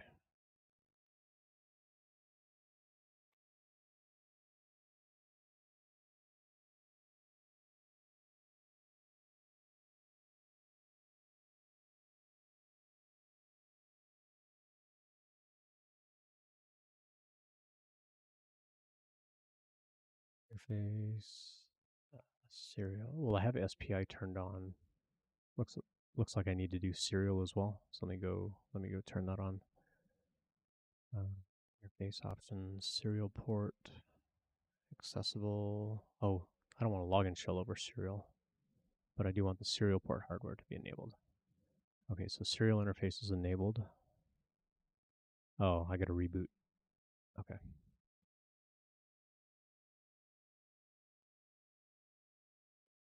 I got to reboot the Raspberry Pi for that. SPI is different. Just need regular serial. Okay, cool. Cool. Thanks for the help on that. Appreciate it.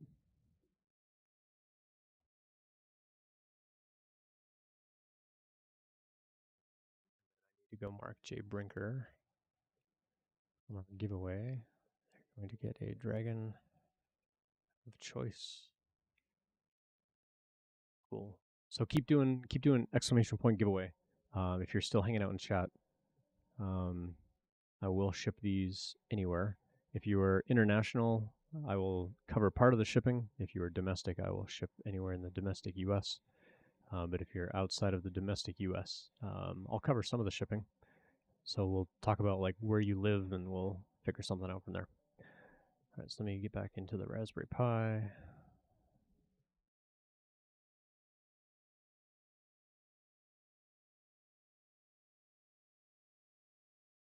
So go into here. All right, so oh, I still need to figure out how to tell it which pin that I'm reading. So I don't want GPIO.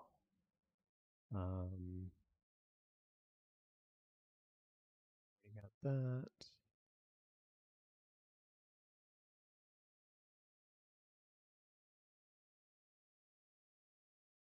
Serial port. I need to give it the serial port thing. Okay, cool. Thanks for sending that over.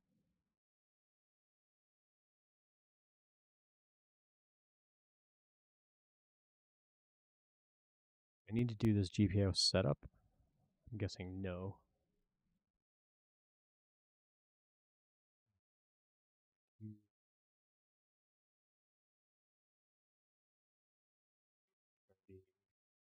So I'll leave all that stuff as is. TTYS0 always uses UART pins, so you don't have to explicitly list the pin anywhere. Okay.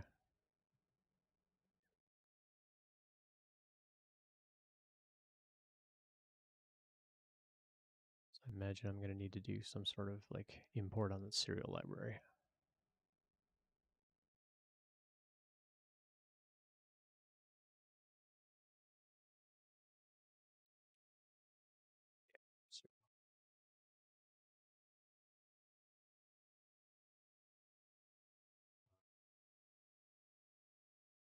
Let me go verify that this is the device that I have. So dev ttys. Yep, it is 0. 9600. Okay, so then it looks like we can just go read that thing while it's waiting and then print that out. Okay, well, I'm not going to write data. I just want to read the data. All right, let's go write a little method to do this for us. So def read serial. Copilot going to write the code for me. Oh, look at that. I'm going to do the loading stuff on there with decoded bytes.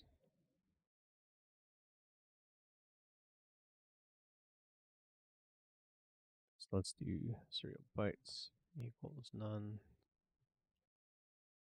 Okay, we were listening to Star Wars and now we're listening to like lo-fi Christmas music. What the heck happened? It's still lo-fi Star Wars, but it's let it snow, let it snow, let it snow. What the heck?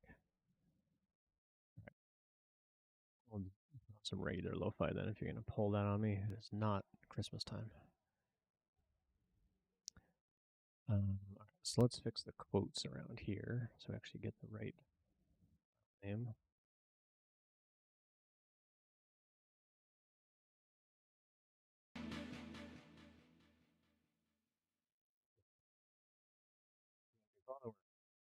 DSKAF. Sounds like somebody just sort of mashed on the keyboard to pick a username. Thanks for the follow. Appreciate it. You didn't know I was playing music? It's pretty quiet in the background. I had people tell me the music was too loud and too distracting, so I turned it down.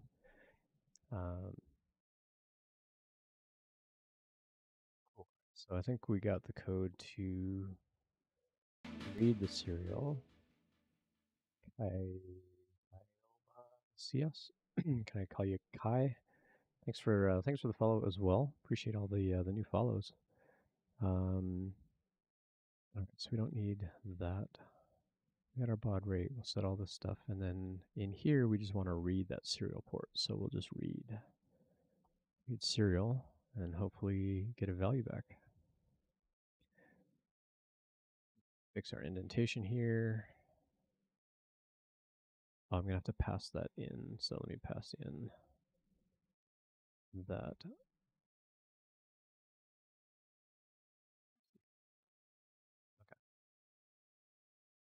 Let's give this a shot. I mean, what's the worst that'll happen? Well, 3 smoke. Nope. Serial. No module called serial. Okay. Well, let's go figure out what I need to install for that. Let's do app search Python 3 serial.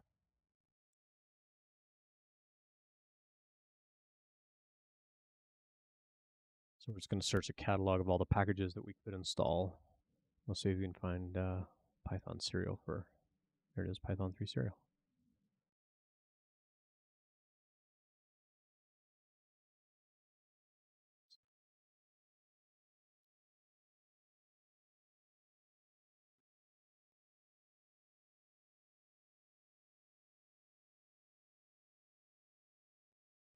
Load, and then we'll give this another shot.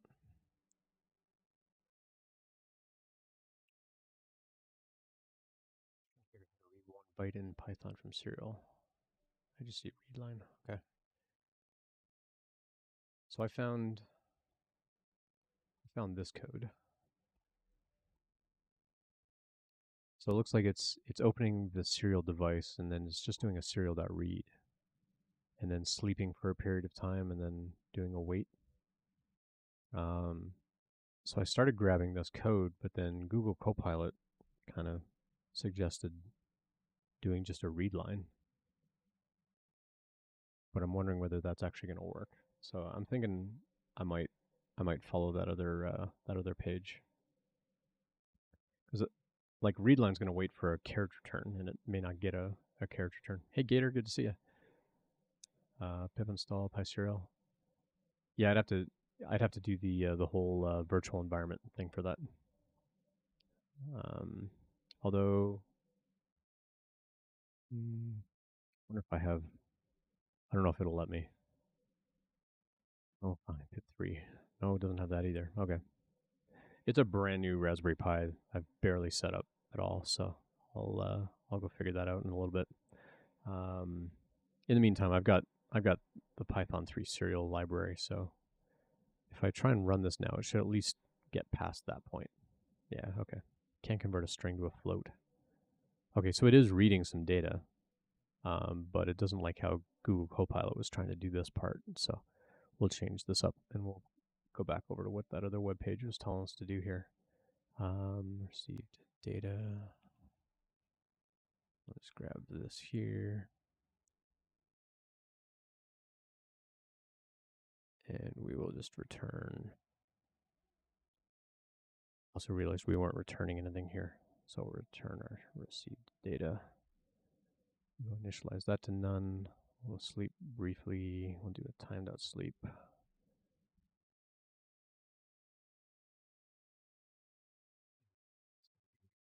Bytes. Well, we don't need to print it out there. We're going to print it down below. All right, let's give this a shot.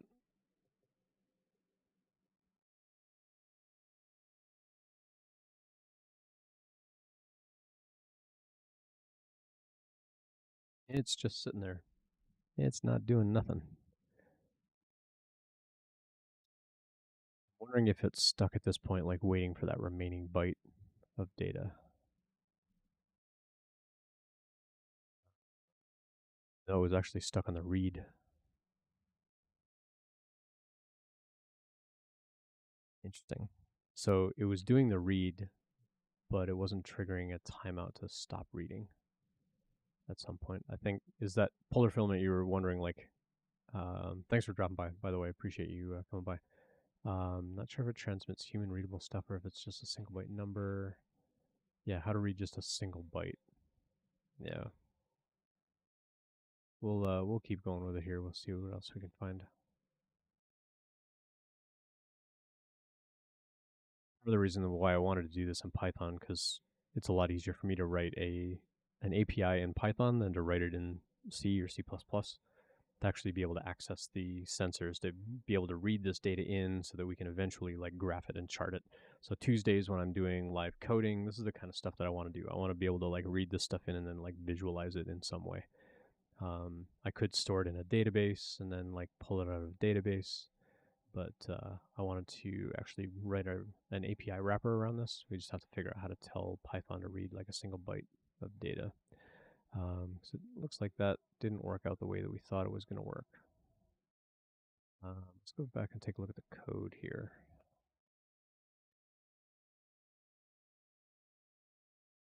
Stop it 1. So, I mean, this other site that I was looking at, it looked like it didn't need any of this. It was just taking a baud rate. It's just taking the device and the baud rate. I'm going to try simplifying that a little bit. And then while true, it was just printing the stuff out over and over again. I only want to read one chunk of data and then stop.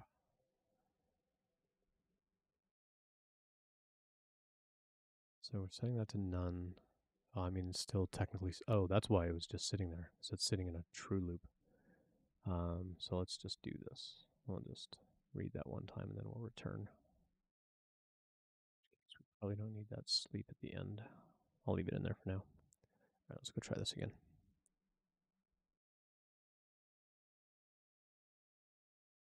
Oh, it's still stuck.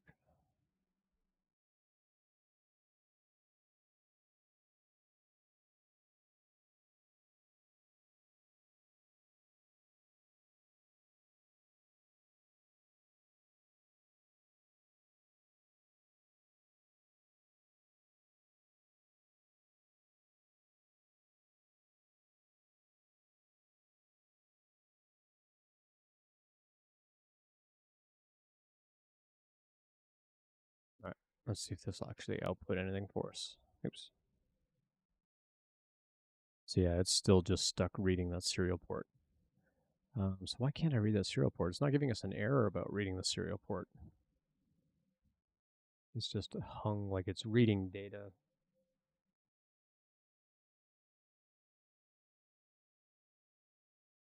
Read with a size.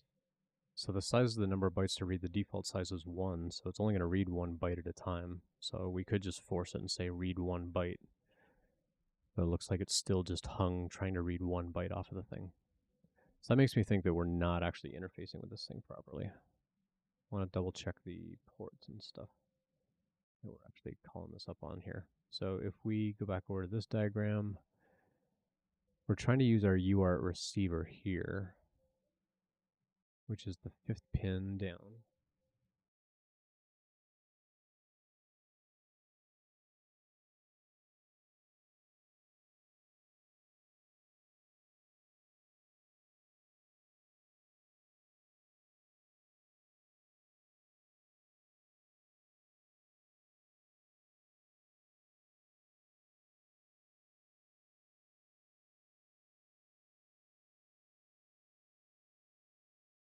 Should be okay from a wiring point of view. Everything looks good. We just can't read that thing. All right, so it looks like, I'm trying to think of what my best bet might be at this point and how I can actually read these sensors. Do I have a digital analyzer by chance? I do not. No, that would be really handy, but I do not.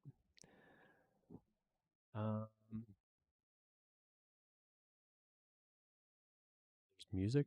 Yeah, I do have music playing in the background. It's obviously really quiet. I can turn it up.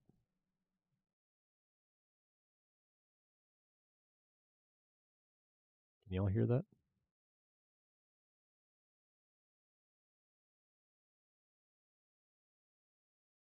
Yeah. Raspberry Pi Pico and an Android phone. All right. Probably not gonna have time to wire that up tonight, but I do have extra Android phones, and I got a Pico right here. So yeah, it's definitely something I could take a look at. So let me go pull that up. github.com/fhdm dev scopy. Oscilloscope and logic analyzer powered by your Android phone and a Raspberry Pi Pico. Oh, that's cool. That's pretty cool.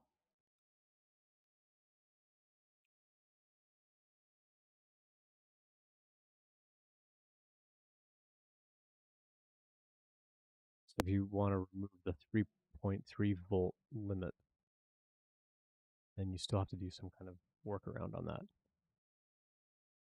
Okay, so it sounds like partly is I just need to go buy that.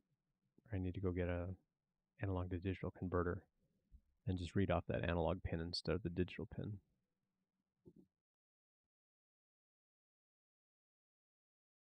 That's set up. That's just going to ground.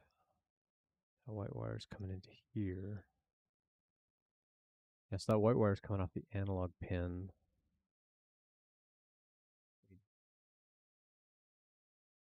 Oh, in their diagram, hard to tell how they've got it wired up, but it kind of looks like this thing's coming off pin 3, which is the digital pin, not the analog pin. But they're sending that through an analog digital converter.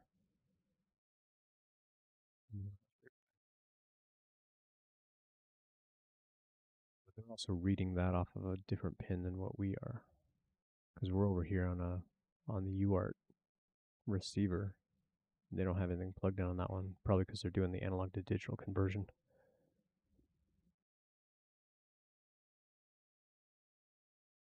Yeah, I'll definitely check that out. Takov, thank you. Yeah, I thought this was going to be a little easier. Originally, when I first ordered these, I thought they were Grove sensors because I've got a Grove board that I could plug these into. But it turns out these are not Grove sensors after all. Although the pinouts on the sensors might actually be pin compatible, I don't know that the Grove board would necessarily detect them as like Grove sensors natively. Some of these pins are super bent too. All right, well that's not quite the direction I wanted to take our evening, but oh well, it is what it is.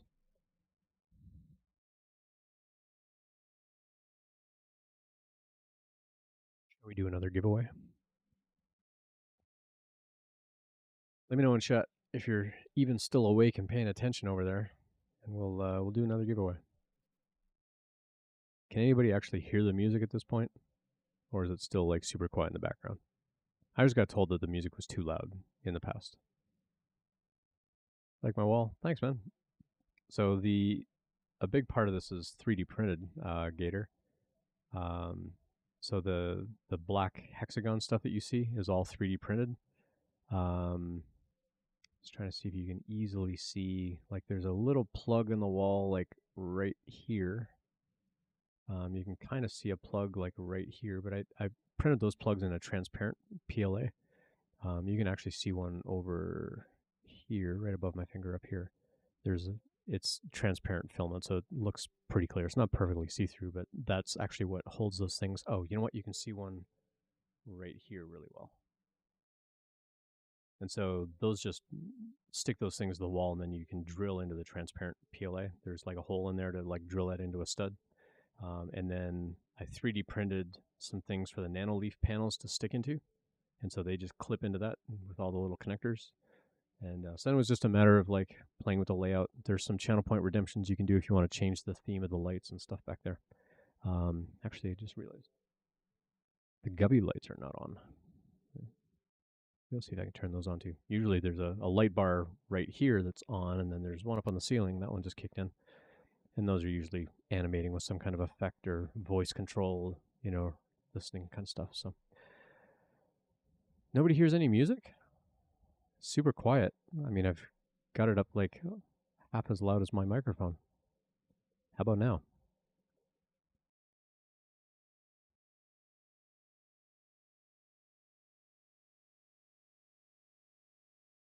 Cool. All right. Well, let's do our second giveaway for the night. So this one's going to be for something laser engraved. Again, I can do keychains. I can do little signs. I've got a whole catalog of things that you can go check out. You said that earlier. Okay. Sorry I missed it. Chat got a little busy when we got rated in with 55 people from CM Griffing. Let's go. What was I gonna? Oh yeah, cool 3D things. So here's the catalog. So let me drop this in chat. This catalog is basically, excuse me, these are all the things that I can laser engrave on a 4x4 card or a 4x6 card. If you want to go check this out. So if you're drawn, you can go pick something from the catalog. There's like 400 plus things on there. You just have to go through and let me show you how to navigate. So if you are the selected giveaway winner, you'll know how to tell me which one you want. So for example, we've got all these coffee quotes, and they're all split up into different catalogs. Why are so many missing? Wix.com, you broke my site again. What the heck? Dude, I hate Wix.com. There's supposed to be like 15 things in here, not 3. All right, so coffee quotes. No, they're all there. That's weird. So yeah, so just pick one of them. It's supposed to say 15 here. It only says 3. But there's a whole bunch here that you can pick from. So basically, just go find one of these and like say it's a coffee quote that says you can't make everyone happy, you're not coffee. And just tell me that's the sign you want. If you just link to coffee quotes 3, I only see the very first one. And so in the drop down here, you'll see like the actual name for it. Eventually I want to get to a point where you can like, I can give you a coupon code where you can like add this to a cart and my coupon code will give it to you for free. I'm not there yet. So in the meantime, you can just go click on the laser engraving store and just go pick anything from the catalog here. I don't know why all the numbers are off. Anyway, there's a lot of stuff here. A lot of sarcastic things. There's home quotes and family quotes and inspirational quotes and kitchen quotes and lots of coffee things, stuff like that. Lots of sarcastic things. I put the pro and procrastinate. That was a big one at Rocky Mountain Rep Rap Festival. My soul was removed to make room for all this sarcasm. So yeah, just tell me which sign you want, or if you want like something really big engraved like these, I'm happy to make you one of these as well. I've got a handful of these that I can send you as well. If you're interested in like a bigger like round sign, let me know. And then I'll laser engrave that. Maybe we'll give the smoke sensor a test while I'm laser engraving that later on. So we're going to give that away. So last chance if you want to get in on the giveaway. I said it when you were complaining about lo-fi Star Trek or Star Wars Christmas music. Oh, okay. Sorry, I missed it. So Thursday's giveaway, we've got the Ahsoka Tano lightsabers. These are 3D printed. I'll see if I can get a collapsible blade printed in time. I'm printing one right now on the Prusa Mark IV. Kind of sounds like it might be done actually, but the bamboo is still going on the multicolored print. That one's going to take a while to finish up the multicolor one. It said it was going to be like a 24-hour print, but I don't think it's taking into consideration how long it takes to actually change out the filament in the AMS. So the bamboo is a really fast printer, but the AMS is like ridiculously slow. It's like a huge bottleneck. I gotta turn the music down. Sorry, the music is distracting me. So yeah, let me go see if I can pull the bamboo and show you all what it's got going on over here.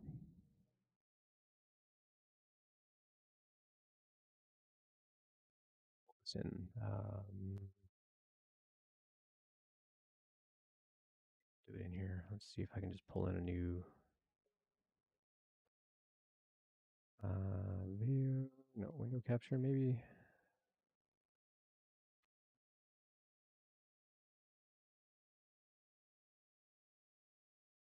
There, already got that one on there. So let's just pull that in. Cool. So here's the multicolor thing. I know I just covered up like a huge amount of the window here, but this is the multicolor Ahsoka Tano lightsaber hilts that are printing. So I've got the Polymaker. I've got the Polymaker Mercury filament here. I've got the Neptune blue on the buttons and in the middle part here, and then I've got the Jupiter, which is kind of the butterscotch gold on some of the buttons and some of the controls and stuff like that. It says there's 11 hours left. We'll see how accurate that actually is at some point later on. But that one's gonna be for me, or maybe I'll give that away at some point. But I am gonna airbrush these ones to look a little bit similar to that. So I'm gonna airbrush these probably starting tonight. I'll get the base coat on here, and then if I can get the collapsible blades going, basically the bottom part comes off here, and you put the blade inside, and then you put the cap back on, and then you kind of flick it, and the blade will come out. And we'll give this away on Thursday, and then we've got the choice of the Lego sets, and so it'll be a community vote at that point. We'll set up a 10-minute poll for Rebel or Imperial. And the community will decide which Lego kit we're going to give away, and then we'll ship that out to a lucky recipient. If they are domestic, if they are international, I'll probably do a cash equivalent because it'll be expensive to send a really big Lego kit internationally. So we'll see what we can do there. Cool. So let's give away another laser engraving. So last chance if you want to get in on that giveaway, exclamation point giveaway, and then we'll draw a name for that, and then we'll find somebody we can go raid. Let's see who's online. We got Astro online. We got a handful of folks online. We'll go see. We'll see who's actually hanging out tonight. We'll go find somebody that we can raid into. So typically, because I code on Tuesdays, I typically want to raid into someone else that's doing coding or something technology related. Danny Thompson's actually online. We might raid into him. He's doing some React. Oh, actually, Madeline's streaming as well.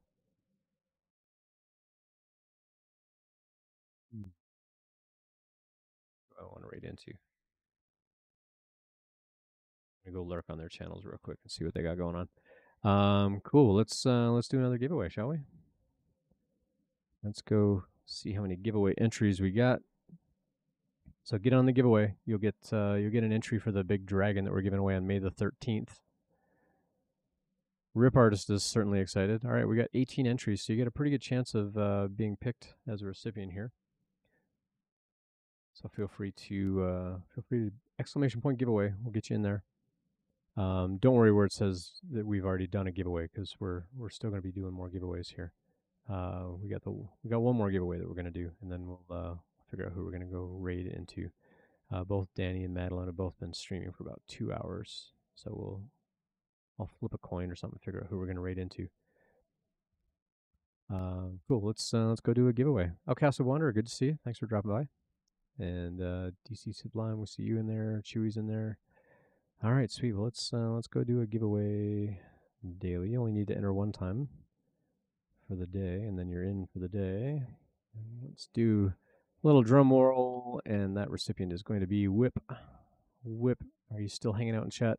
Whip tends to come in and then like bail.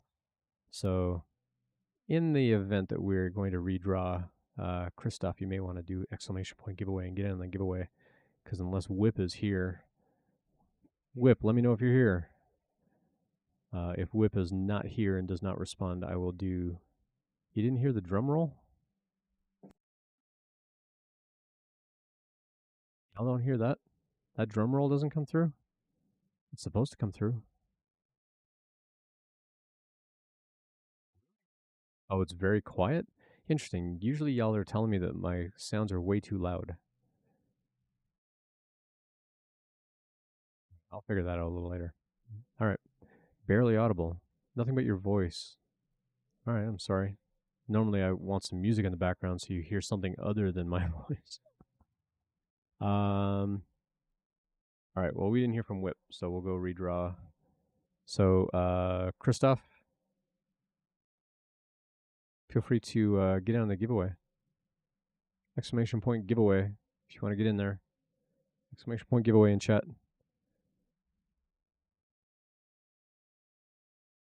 Giveaway daily. So we got 18 entries, and we've already drawn 2 other names, so you got like a 1 in 16 chance. If you enter, you'll have a 1 in 17 chance of being the recipient of a custom laser engraved something. I got that soothing voice. Welcome to the Ian Douglas channel. I could really bust out the dad voice and drop my voice a couple octaves. Maybe not a couple octaves, maybe a couple of tones. Welcome to KIAN Talk Radio. Thanks for dropping by. I don't want to do that too much. I'll sound like Bob Ross and put you all to sleep. All right, Christoph, you gonna get in the on the giveaway? I'll give Christoph a moment to get in on the giveaway, and then we'll draw. Probably not. All right.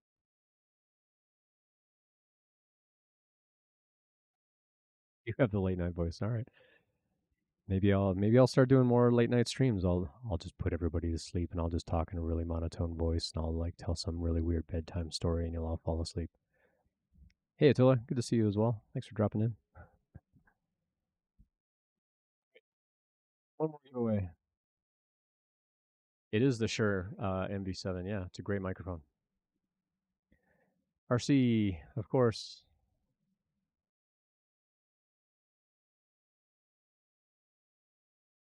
Nope, you're not late, Attila. You got in on the giveaway. No worries.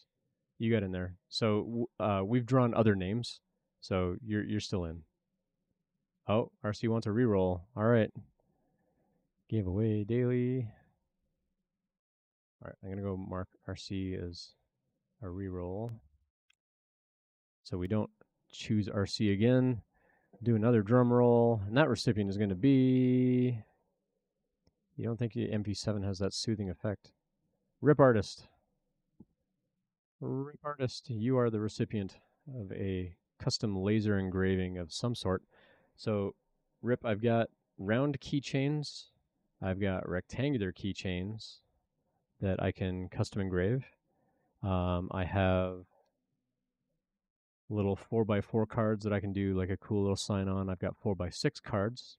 One thing that I've done on a few of them is I airbrush just a really light bit of paint on there, and then I laser engrave over top of that. So if you want like a little bit of color instead of just the wood, I can do that. And the paint comes out nice and light, you know, looking kind of like this. I can also do some cutouts if you want something cut out. Or if you want something really big, I've got like really big, like 12-inch discs. They're like 11 and 7/8. They're not quite 12 inches. But if you want something really big, so let me drop this link in chat again. Oop, that's not the right chat. That's not the right thing. Let's drop this in chat. So there's the catalog that you can go check out. Most of the things that I've got in that catalog are going to be for the 4x4 inch cards or the 4x6 inch cards. But I've also got like a bunch of like the big round ones. Some of those will actually fit on the keychain. But if you want something custom engraved on a keychain, like just your name or initials, or I've got like a few things like family and stuff like that that fit well on the keychains. Let me know if you want a keychain or if you want a sign of some sort. Let me know, and I'll get that boxed up. And then send me your name and your address.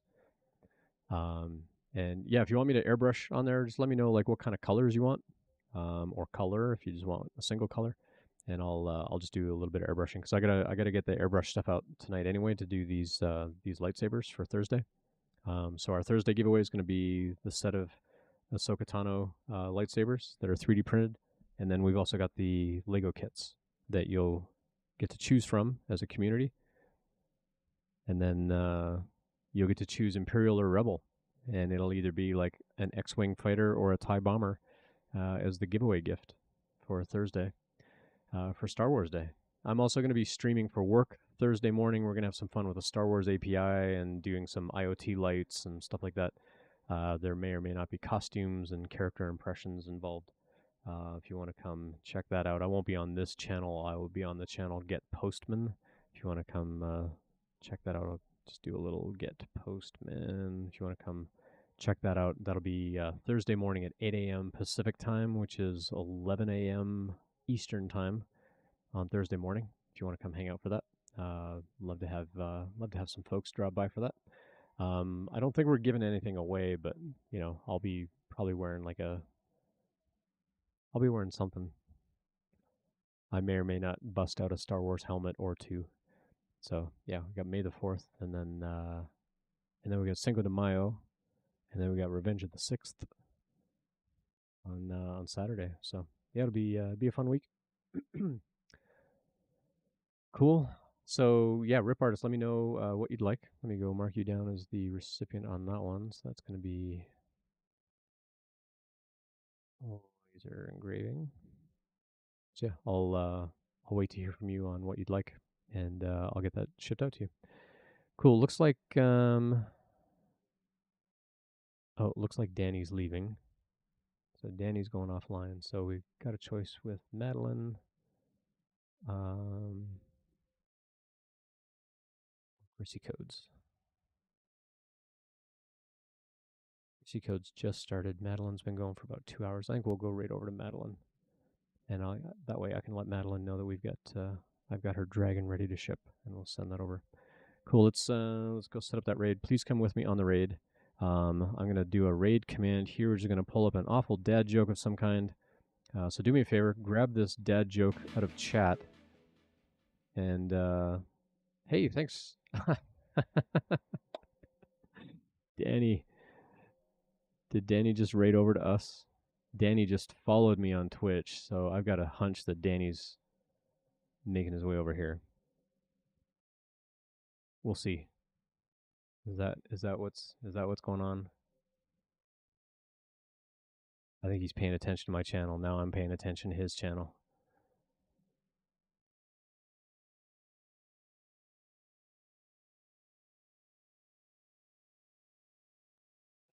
I was about to raid into you, Danny. No, Danny's watching my channel. I'm watching Danny's channel.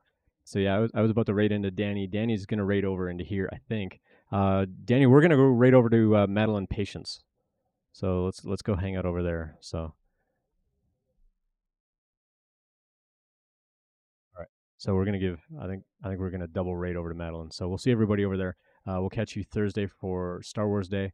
Thanks everybody for hanging out. Go grab that really awful dad joke from chat for me, and paste that in Madeline's chat when we get over there, and we'll catch everybody. We'll catch everybody over in that channel in a little bit.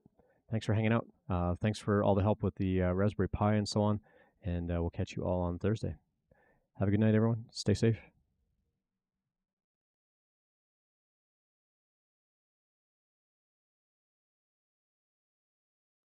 Find that raid button again.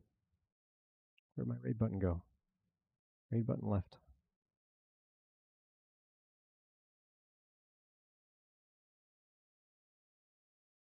Lost my own raid button.